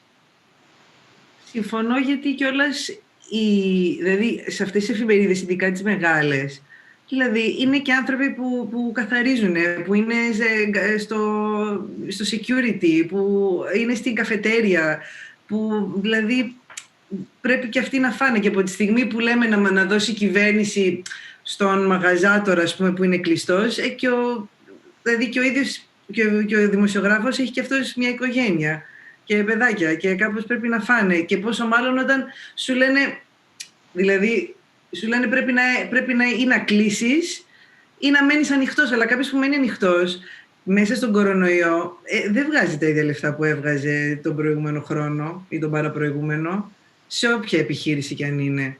Δηλαδή είναι όπως και οι ηθοποιοί που πήρανε το 800 μόνο αυτοί που είχαν συμβόλαιο με κάποιο θέατρο. Και πόσοι ηθοποιοί έχουν συμβόλαια? Οι περισσότεροι δουλεύουν με ποσοστά από τις πράξεις. Είναι λίγο... Δηλαδή, ίσως έπρεπε να έχει γίνει λίγο περισσότερο balance, γιατί όντως την είχα δει τη λίστα. Ήταν κάτι φανταστικά site που νομίζω δεν υπήρχαν, είχαν κλείσει 2 χρόνια. Ναι, obviously αυτό ήταν κάπως έπρεπε να γίνει λίγο περισσότερη δουλειά. Αλλά δεν είναι ότι και οι εφημερίδες, ας πούμε, κάθονται και πάνε οι υπάλληλοι τους στα μπουζούκια και έχουν λεφτά. Καμία σχέση, μόνο μειώσεις έχουν. Η δικιά μου διαφοροποίηση, και επειδή ξεχάστηκα αυτό, ήθελα να πω πιο πριν, είναι ότι εμείς ως φωτορεπόρτερ, δηλαδή εκεί θέλω να διαφοροποιηθώ λιγάκι. Ας πούμε, εγώ δεν είχα ποτέ πρόβλημα ή δεν είδα ποτέ τη λίστα Πέτσα, ρε παιδί μου. Ούτε δεν είχα πρόβλημα που δεν είχα πρόσβαση στα δεδομένα, σε βάση δεδομένων, ούτε αν κάποιος δεν μου απαντούσε σε ένα email. Εγώ αυτό που έβλεπα, γιατί και εγώ βλέπω τηλεόραση, έβλεπα ότι η πραγματικότητα με είχε ξεπεράσει. Εγώ έβγαινα να φωτογραφίσω και έβλεπα γεμάτα λεωφορεία. Έβλεπα γεμάτα σχολεία. Άκουγα ότι θα γίνονται μαθήματα στα σχολεία από απόσταση και γνώριζα κοντινούς με ανθρώπους που δεν έχουν πρόσβαση στο ίντερνετ. Αυτή ήταν αυτό που ήθελα να πω πιο πριν, διαφοροποίηση. Αυτό ήθελα να πω. Να πω κάτι. Ναι, Γιάννη. Η λίστα Πέτσα, κατά τη γνώμη μου, ήρθε απλά να επιβεβαιώσει αυτό που και πριν τη λίστα Πέτσα ξέραμε, τη διασύνδεση κάποιων μέσων, όχι με την κυβέρνηση, με το κράτος, να το πω, με την εκάστοτε κυβέρνηση. Πολλά πράγματα πλέον ο κόσμος δεν ακολουθεί αυτά που λέμε mainstream, δεν περιμένει να τα μάθει από τις ειδήσεις, γιατί ξέρει από τα περισσότερα κανάλια δεν πρόκειται να ακουστούν. Δηλαδή, επιλέγει, ας πούμε, δρόμους όπως είναι το διαδίκτυο. Είναι κοινό μυστικό. Καταρχήν, θα συμφωνούσα εν μέρει με τη γνώμη του Γιώργου ότι δεν θα πρέπει να εμπλέκεται δημόσιο χρήμα με την δημοσιογραφία. Καλώς θα ήταν να μην τα πάρει κανείς. Κανένα μέσο μαζικής ενημέρωσης. Απ' την άλλη, δεν μπορώ να μην σκεφτώ μικρά μέσα που, όπως είπε και ο Γιώργος, περιμένανε ως μάνα εξ ουρανού μια βοήθεια για να επιβιώσουν. Σε έναν χώρο όπου η δημοσιογραφία ταλανίζεται εδώ και 10 χρόνια και προκρίσεις, πόσο μάλλον εν μέσω πανδημίας. Τώρα, όσον αφορά για μια τοποθέτηση για την προηγούμενη, για την ατομική ευθύνη, που δεν πρόλαβα να μιλήσω, και ειδικά για τα λεωφορεία και τα μέσα μαζικής ενημέρωσης, προφανώς δεν μ' αρέσει η καραμέλα του να ακούω ότι για όλα φταίω εγώ. Εγώ πάντα δεν κάνω κάτι καλά, εγώ κολλάω, εγώ δεν έκανα κάτι καλά και τρέχω στο νοσοκομείο. Προφανώς κάτι δεν γίνεται καλά. Απ' την άλλη, αν ήμουν κυβέρνηση, προφανώς, ή κράτος, τέλος πάντων, για να μην το κάνω πολιτικό το θέμα, θα προσπαθούσα να κρύψω τις ευθύνες μου. Το πρόβλημά μου είναι η ατομική ευθύνη ως δημοσιογράφος. Δηλαδή, βαριέμαι να ακούω, όπως είπε και ο Γιώργος ο Αυγερόπουλος πριν, τους δημοσιογράφους να βγαίνουν στις πλατείες και να κυνηγάνε τα πιτσιρίκια γιατί καθόσαστε εδώ πέρα. Γιατί έτσι γουστάρω και κάθομαι εδώ πέρα. Ή να βλέπω στα κανάλια, σε τηλεοράσεις, να μπουκάρουν μέσα σε, πώς να το πω, σε εστιατόρια και να ρωτάνε γιατί φοράς τη μάσκα σου. Δεν είναι αυτή η δουλειά του δημοσιογράφου. Η δουλειά του δημοσιογράφου είναι να πιέσει την κυβέρνηση ή τον εκάστοτε υπουργό ή την εξουσία να ρωτάει και να επιμείνει γιατί δεν έχουμε περισσότερα λεωφορεία, έστω μέχρι τελευταία στιγμή να πούνε συγγνώμη, τι να κάνουμε, δεν έχουμε περισσότερα λεωφορεία. Δεν είναι κακό. Δηλαδή, και εγώ, πώς θα το πανήμουνα, αν συμμετείχα στο κράτος και ήξερα ότι τα δεδομένα μου της οικονομίας μου είναι να έχω 20 λεωφορεία, 20 οδηγούς και δεν έχω την οικονομική δυνατότητα, θα ήθελα από τον δημοσιογράφο να φτάσει τον υπεύθυνο μέχρι να πει αυτό είναι το deal, δεν έχουμε άλλα. Και όχι να κρύβεται πίσω από το δάχτυλό του. Προφανώς δεν μ' αρέσει η ευθύνη να μετακυλείται σε μένα. Αλλά θα προτιμούσα στην ατομική ευθύνη ως δημοσιογράφο να ακούω, να πιέζεται η πολιτική, πώς θα το πω, η πολιτική εξουσία. Μέχρι να φτάσει στο σημείο να παραδεχτεί τα λάθη της. Δεν είναι κακό. Η Μαριάννα, αν ολοκληρώσεις, Γιάννη, Μαριάννα, κάτι ήθελες να πεις, Μαριάννα? Σε γύρισα πίσω. Πού πάτε, δεν έχουμε τελειώσει ακόμα. Έχει τώρα ανοιχτό το παράθυρο τόση ώρα και προσπαθούσα να το πείσω γιατί κρυώνω τόσο πολύ. Όχι, δεν ήθελα να πω κάτι, αλλά τώρα σε σχέση με την ατομική ευθύνη, εγώ θεωρώ ότι συνδέεται πάρα πολύ και στην τελική με την εμπιστοσύνη που νιώθαμε για τις αποφάσεις που πάρθηκαν και για τα διπλά μηνύματα που πολλές φορές είδαμε και στην Πάρνηθα και στην Ικαρία και με την κούραση που όλος ο κόσμος ένιωσε μετά από τόσο καιρό. Ξέρεις, όλοι έχουμε κουραστεί με αυτή την κατάσταση. Αυτό. Γιάννη. Υπάρχει ένα θέμα. Υπάρχει ένα κομμάτι το οποίο είναι δημοσιογραφικό και ένα κομμάτι το οποίο είναι επιχειρηματικό. Η λίστα Πέτσα, εκ των πραγμάτων, αποδεικνύεται μια ικτρή περίπτωση στην οποία τα επιχειρηματικά μοντέλα εμπλέκονται με τα μοντέλα της εγκάστοτε κυβέρνησης. Εδώ λοιπόν που λέμε για την ατομική ευθύνη, ο δημοσιογράφος δεν είναι επιχείρηση. Δεν είναι μια επιχείρηση τύπου η οποία παράγει ειδήσεις ή παράγει περιεχόμενο. Απλώς εκείνος έρχεται να κάνει μια δουλειά. Αν η δουλειά αυτή εντάσσεται στα πλαίσια της επιχείρησης, τότε συγγνώμη, αλλά δεν είναι δημοσιογράφος. Είναι τμήμα μιας επιχείρησης η οποία καλύτερα, όπως λέμε, σκάψε ένα λάκκο τώρα εδώ και έχει απλώς ένας τύπος ο οποίος σκάβει ένα λάκκο για την ΕΙΔΑΠ. Το ίδιο είναι αν είναι έτσι η δημοσιογραφία, τότε κακώς πηγαίνουμε και δουλεύουμε για αυτόν ακριβώς τον λόγο. Διότι ο δημοσιογράφος δεν δουλεύει για τον εργοδότη. Δουλεύει για να παράγει ένα ηθικό αξίωμα που είναι η είδηση όπως τη βλέπει εκείνος. Επειδή είναι χαμένο αυτό εδώ, η ατομική λοιπόν ευθύνη του δημοσιογράφου είναι αυτή. Να βρει τον τρόπο ώστε αυτό που θα παράξει και θα δώσει προς τα έξω να έχει το δικό του ηθικό δικαίωμα, τη δικιά του ηθική και το δικό του, αν το θέλεις, δημοσιογραφικό, δεοντολογικό αποτύπωμα. Τα αρέστα είναι επιχειρηματικά μοντέλα και πάνω στα επιχειρηματικά μοντέλα στήθηκε η λίστα Πέτσα. Δεν μπορούμε να κρίνουμε τους δημοσιογράφους από τη λίστα Πέτσα. Μπορούμε να κρίνουμε όμως τους ιδιοκτήτες των μέσων αυτών σε σχέση με την κυβέρνηση. Μάλιστα. Επιπλέον, αν ο δημοσιογράφος είναι υποχείριο της κάθε μίας ιδιοκτησίας, τότε σύμφωνα με την ΕΣΥΑ δεν μπορεί να λέγεται δημοσιογράφος. Τα είπες πάρα πολύ. Αυτό είναι αλήθεια. Απευθυνόμαστε στον κόσμο και ο κόσμος πλέον το 2020, το 2021 δεν είναι χαζός. Ξέρει, έχει κρίση το κοινό. Ξέρει τι θα μπει να διαβάσει, ξέρει ποια πλατφόρμα θα ακολουθήσει, ξέρει ποιος δημοσιογράφος ή υποψιάζεται αν ο δημοσιογράφος που του μεταφέρει την είδηση έχει μια άλλη είδους σχέση ή μια εξάρτηση από την εργασία του. Και αυτό είναι το θετικό, όπως το βλέπω εγώ τουλάχιστον, ότι πλέον ο κόσμος έχει κρίση. Αλεξία, δεν σε έχουμε ακούσει. Εγώ συμφωνώ με κάποια από αυτά που ήδη υπόθηκαν.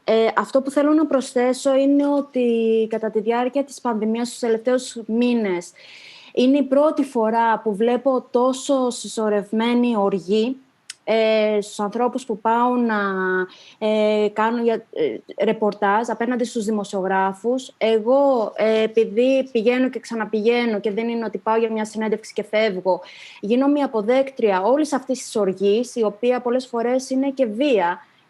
Εσείς οι πουλημένοι, εσείς οι πληρωμένοι από την λίστα τάδε.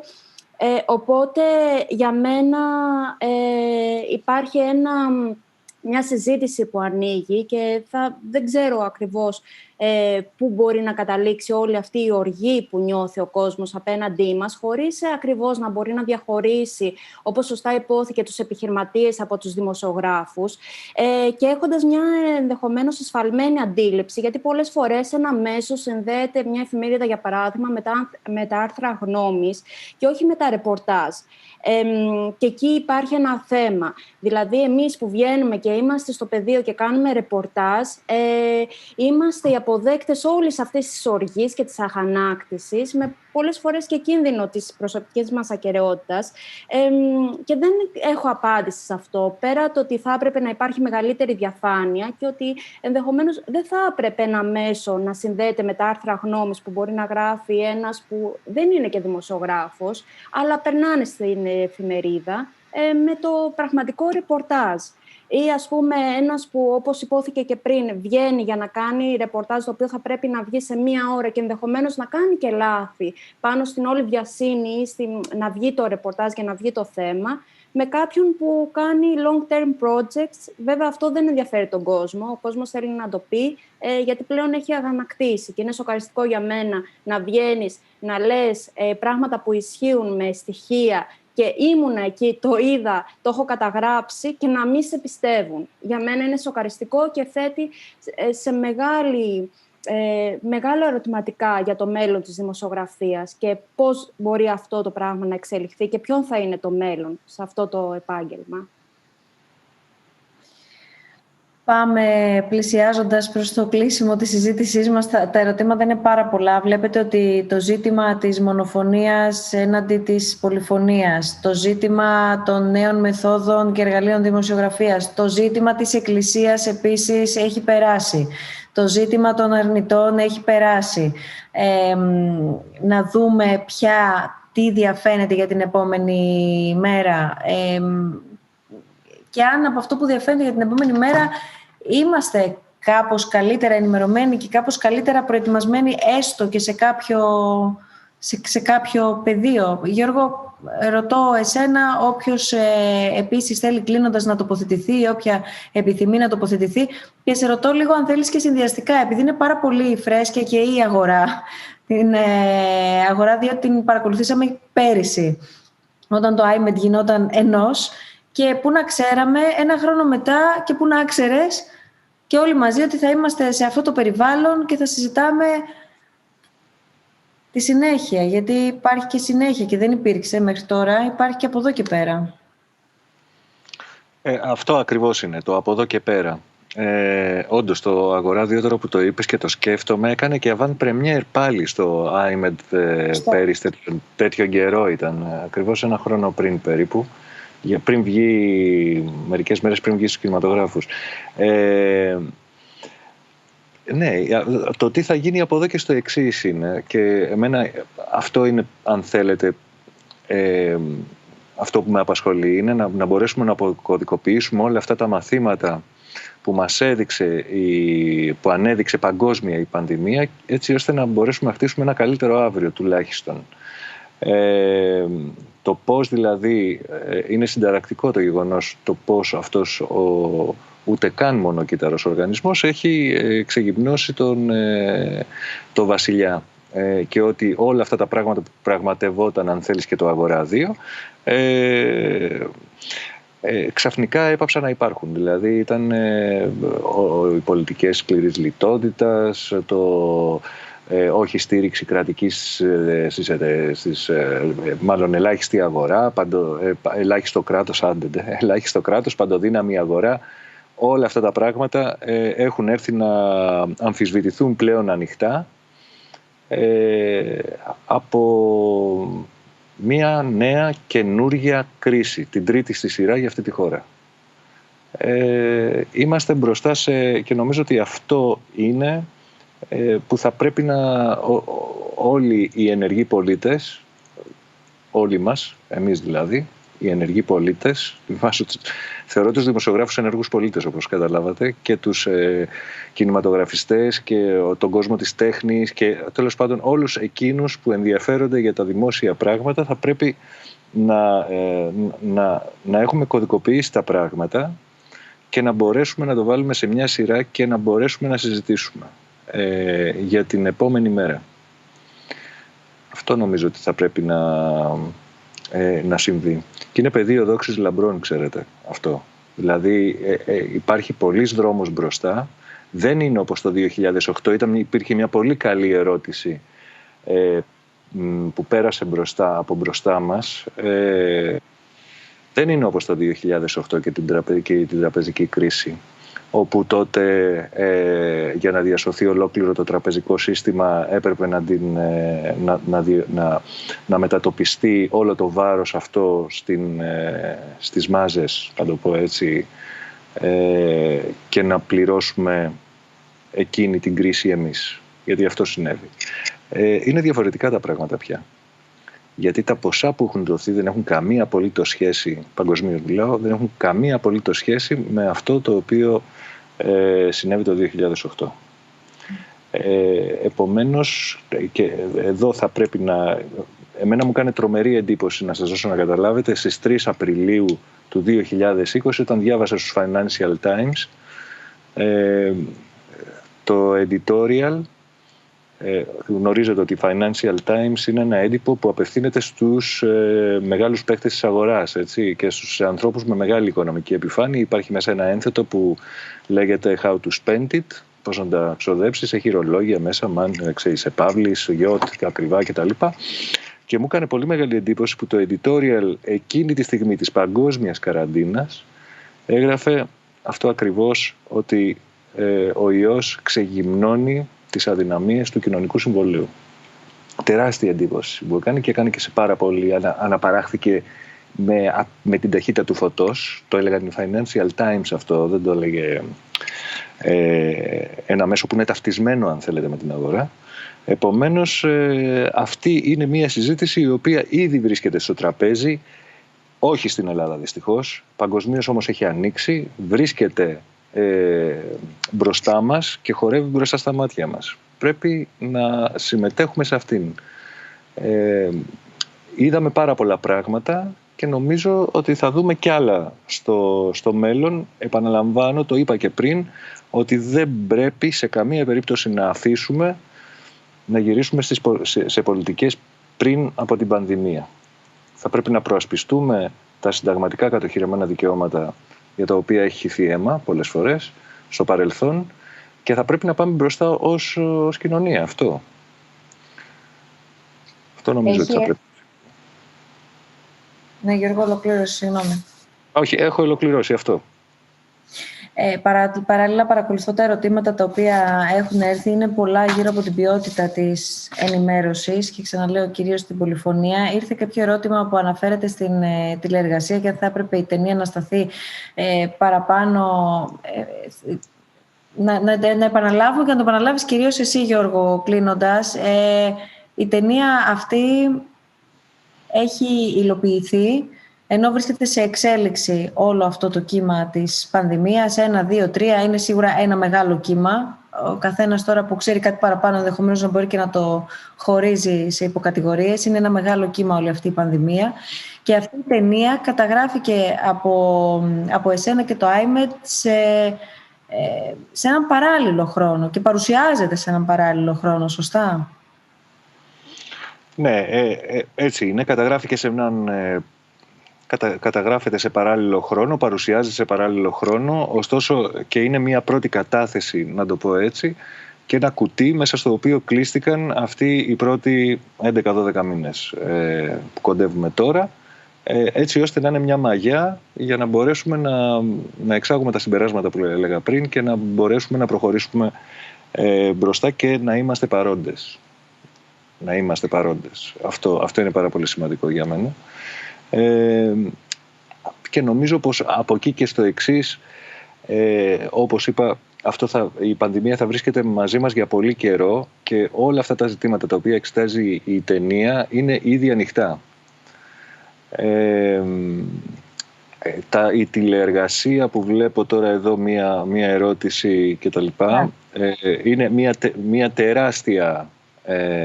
ένα τεράστιο ζήτημα και πιστεύω ότι θα πρέπει να το εξετάσουμε σε μια επόμενη. Δεν θα μπορούσε να χωρίσει εδώ, γιατί είναι τελείως ένα τελείως άλλο ζήτημα, αλλά νομίζω ότι θα πρέπει να χωρέσει σε μια καινούργια δουλειά, σε μια άλλη δουλειά. Γιατί δημιουργεί μια νέα συνθήκη. Μια συνθήκη που έχει να κάνει με την καταπίεση εργατικών δικαιωμάτων, με την καταπίεση ανθρώπων, με την καταπίεση και με την ανασφάλεια που δημιουργεί σε σχέση με την κανονική εργασία που είχαμε όλοι συνηθίσει μέχρι αυτή την περίοδο. Αλλά αυτό είναι και το τι θα βρούμε μετά. Συγγνώμη, Άννα, μια τελευταία τοποθέτηση.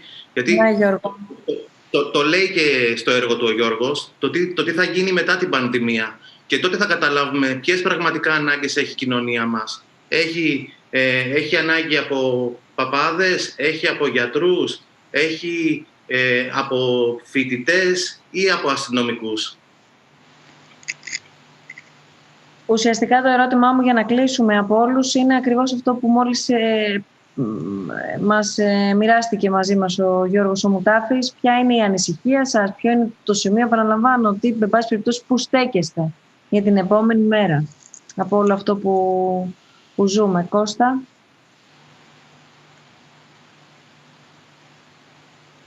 Εγώ αυτό που βλέπω είναι ότι διάβαζα στην εφημερίδα της προάλλης ότι 4 στις 10 επιχειρήσεις στο ενδιάμεσο του lockdown δεν έχουν ξανανοίξει. Το βλέπω και στη γειτονιά μου, το βλέπω και στον δρόμο.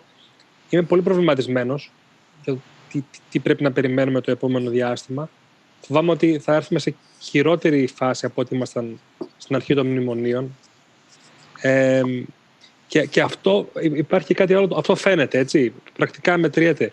Αυτό που δεν μπορούμε να υπολογίσουμε εύκολα είναι η περιστολή των δικαιωμάτων, η διαφάνεια, η λογοδοσία, αυτό που πρέπει να δίνουν εξηγήσεις, και νομίζω θα μας προβληματίσει πάρα πολύ και αυτό το επόμενο διάστημα, και είμαι πολύ προβληματισμένος και μένει να φανεί. Σοφία. Εμένα νομίζω με φοβίζει πιο πολύ απ' όλα σε αυτό που έρχεται ο ίδιος ο φόβος. Νομίζω ότι τον ζούμε αυτή την περίοδο στη μέγιστη, στην πιο σκληρή μορφή που τον έχουμε ζήσει στις τελευταίες δεκαετίες. Υπήρχε πάντα ως εργαλείο τις τελευταίες δεκαετίες, ήταν ο φόβος του άλλου, ο φόβος του μετανάστη κτλ. Τώρα είναι ο φόβος της ύπαρξής μας. Και όχι μόνο είναι ο φόβος της ύπαρξής μας, για να το γυρίσω στην ατομική ευθύνη, είναι ο φόβος είμαι εγώ.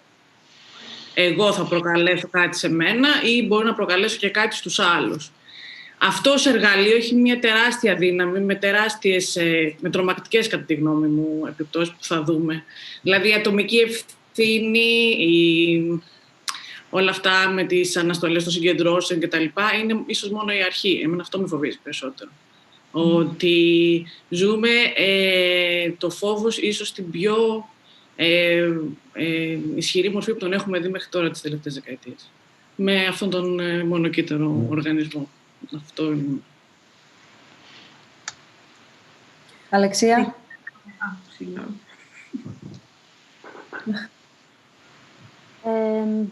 Εμένα με φοβίζει, υπόθηκε κιόλας, ο συνδυασμός του φόβου και της ανασφάλειας με αυτή τη συσσωρευμένη οργή και δεν ξέρω πού θα εκτονωθεί.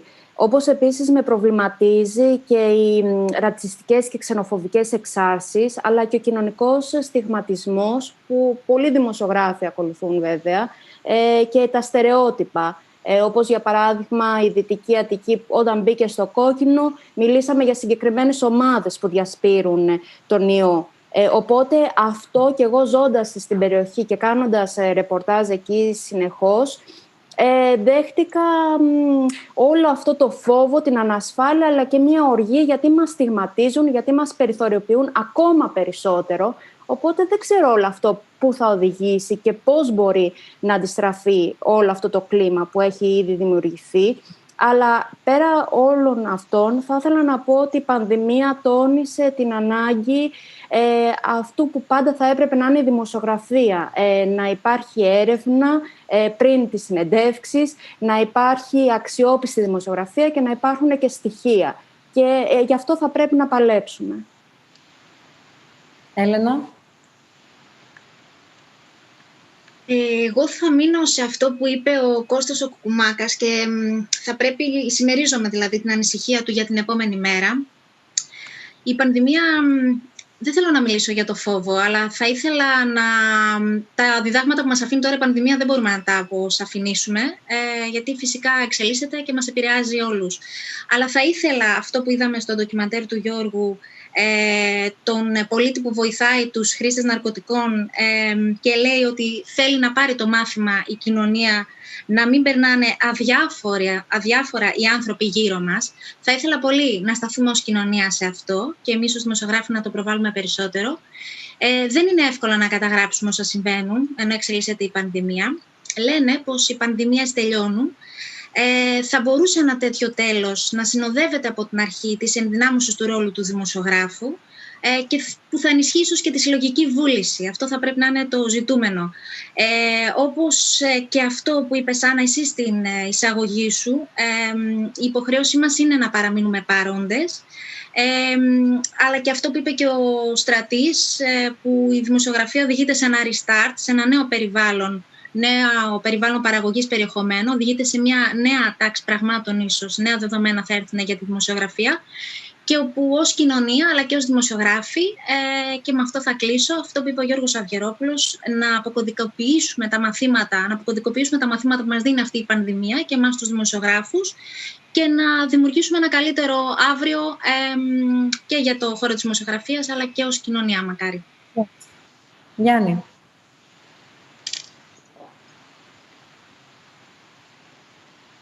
Τώρα μιλάω.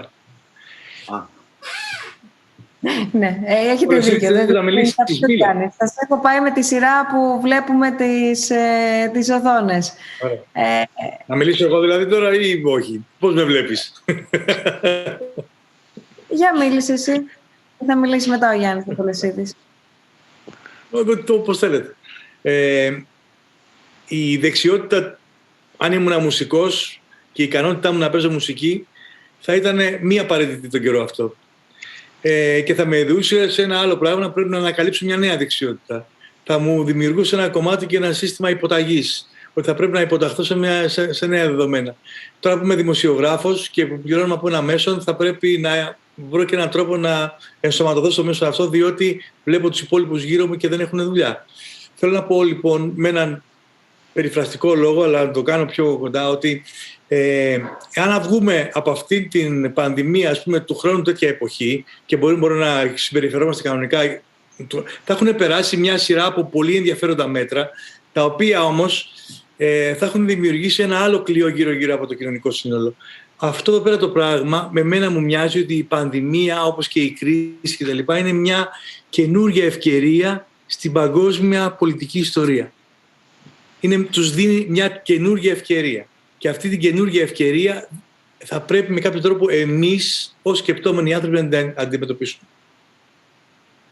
Τέλος. Γιάννη Κολοσίδη. Γιάννη, εσύ μιλάτε. Σχεδόν συμφωνώ με όλα όσα υπόθηκαν. Η αλήθεια είναι ότι πιστεύω ότι η πανδημία θα φύγει, κάποια στιγμή θα φύγει. Το ερώτημα είναι τι θα αφήσει πίσω της. Όλα αυτά που υπόθηκαν, δηλαδή είμαι σχεδόν σίγουρος ότι το θέμα που έθεσε και ο Γιώργος Αυγερόπουλος για την ευέλικτη εργασία, για την τηλεργασία, είναι ένα πράγμα το οποίο είναι σχεδόν βέβαιο ότι θα μείνει. Με προβληματίζει πάρα πολύ η κατάργηση του 8ωρου. Με προβληματίζει επίσης πάρα πολύ η καταστολή και η περιστολή των δικαιωμάτων μας.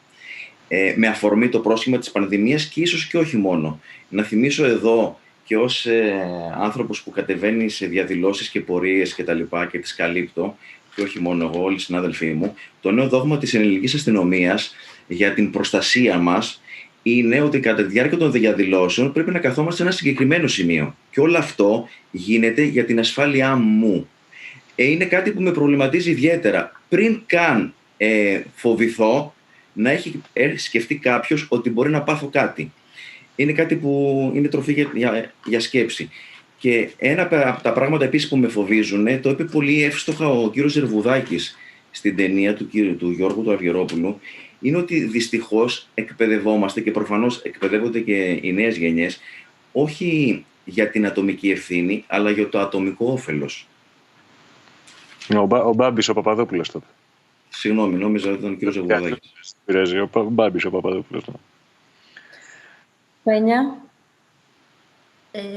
Αυτό που θέλω εγώ να πω και αυτό που πραγματικά με φοβίζει είναι ότι βλέπουμε πώς θα κινηθεί η κατάσταση από τον τρόπο που δαπανώνται τα χρήματα που δεν έχουμε. Έχουμε ανασύσταση της ομάδας ΔΕΛΤΑ, θα φτιάξουμε μια αστυνομία για τα μέσα μαζικής μεταφοράς, μια για τα πανεπιστήμια, την οδός, νέα οχήματα. Βλέπω ότι ενισχύεται η καταστολή και κάπως έτσι φαίνεται προς τα που θα κινηθούμε. Εύχομαι να τους χρειαστεί, γιατί σημαίνει ότι κάποιοι θα έχουν ξεκινήσει να διεκδικούν αυτά που πρέπει και που έχουμε αρχίσει να τα βάζουμε σε εισαγωγικά και σε πολλά ερωτηματικά. Μαριάννα.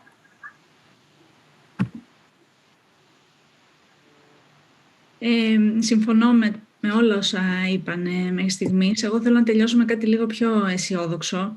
Πως ενώ τώρα μας φαίνεται αδιανόητο, θεωρώ πως αργά γρήγορα θα επιστρέψουμε, θα επανέλθουμε στη ζωή όπως την ξέραμε, θα ξαναγκαλιαστούμε, θα φιληθούμε, θα βγούμε για ποτό. Και Γιώργο μας προσθέσει και ένα πάρτι για την ταινία, όπως αυτό. Το συζητάω. Και εννοείται πως θα έχουμε να αντιμετωπίσουμε όλα αυτά τα θέματα που αναφερθήκαμε απόψε, αλλά τουλάχιστον θα ζούμε όπως ξέραμε, γιατί τώρα αυτό που βιώνουμε είναι κάτι λίγο δυστοπικό. Φίβη.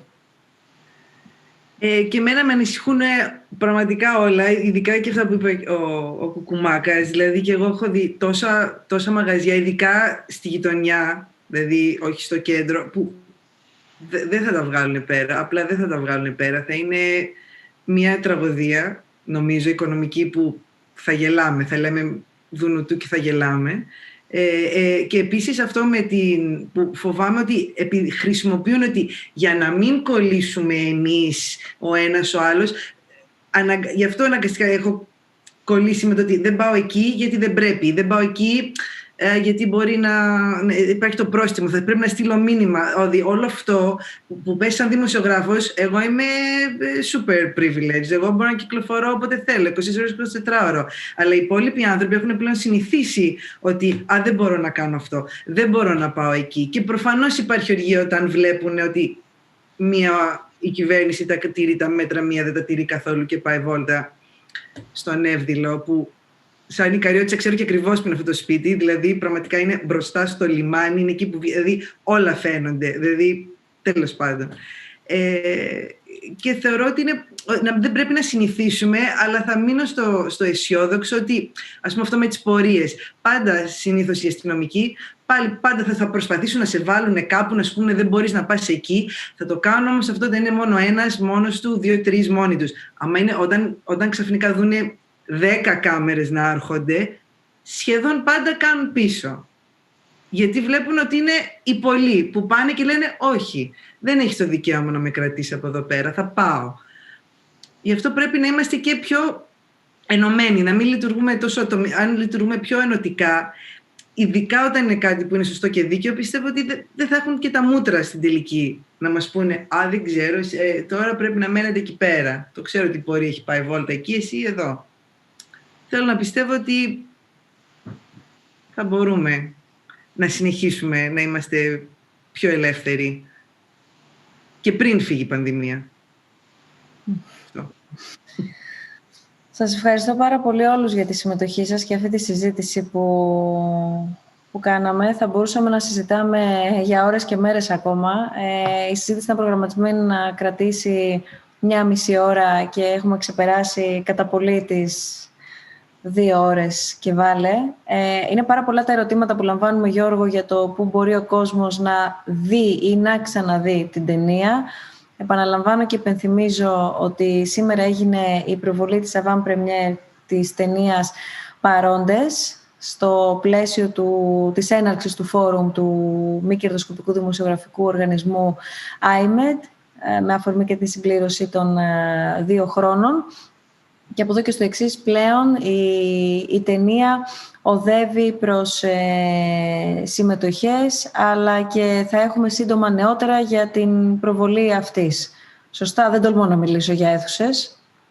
Το εύχομαι. Όχι, νομίζω ότι είναι πολύ νωρίς. Αλλά ότι...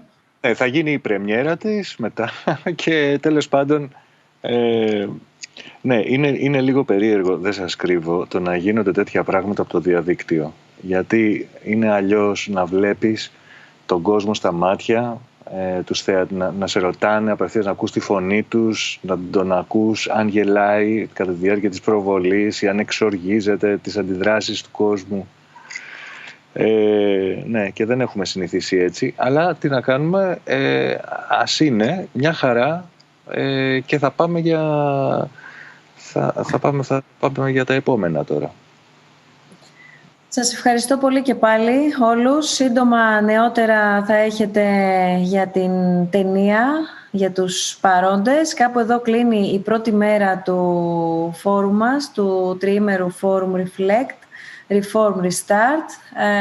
Βεβαίως ακολουθούν 2 εξαιρετικά ενδιαφέρουσες ημέρες. Με το Reform να φιλοξενεί πάρα πολλά, βλέπετε εδώ και το πρόγραμμα των 3 ημερών, workshops και παρουσιάσεις, καθώς επίσης flash sessions, panels, πάντα με επιφανείς αναλυτές της δημοσιογραφίας από την Ελλάδα αλλά και το εξωτερικό. Η τρίτη μέρα, το Restart, είναι εξαιρετικά ενδιαφέροντα επίσης τα όσα πρόκειται να συζητηθούν αναφορικά με το slow journalism, αυτό που ονομάζουμε αργή δημοσιογραφία, και μην πηγαίνει το μυαλό όσων δεν είστε δημοσιογράφοι σε κάτι αργό, που είναι λίγο στο αυτονόητο ότι χρειάζεται χρόνο ο δημοσιογράφος για να ψάξει αυτό το οποίο αναζητά. Και να το ψάξει και να το βρει σε χρόνο ντετέ και να μπορέσει να το πει με ακρίβεια, μας φτάνουν σε καταστάσεις όπως αυτή που συζητάμε σήμερα, για πολύ σοβαρά και επικίνδυνα θέματα. Μπορείτε να μπείτε να δείτε αναλυτικά το πρόγραμμα και των 2 επόμενων ημερών, αύριο και μεθαύριο, στην πλατφόρμα που έχει δημιουργηθεί αποκλειστικά και μόνο και στην οποία οι περισσότεροι τώρα μας παρακολουθείτε, γιατί εκπέμπουμε και από την πλατφόρμα των διαλόγων του Ιδρύματος Σταύρος Νιάρχος και από την πλατφόρμα του Forum. Είναι λοιπόν forum.imed.org, εκεί μπορείτε να κάνετε και την εγγραφή σας και να δείτε και να επιλέξετε τι θα θέλατε να παρακολουθήσετε, πού θα θέλατε να συμμετάσχετε. Αυτά από εμάς, εις το επανειδήν. Καλό βράδυ σε όλους, καλή συνέχεια σε όσους μας παρακολουθείτε και από το εξωτερικό. Γεια σας.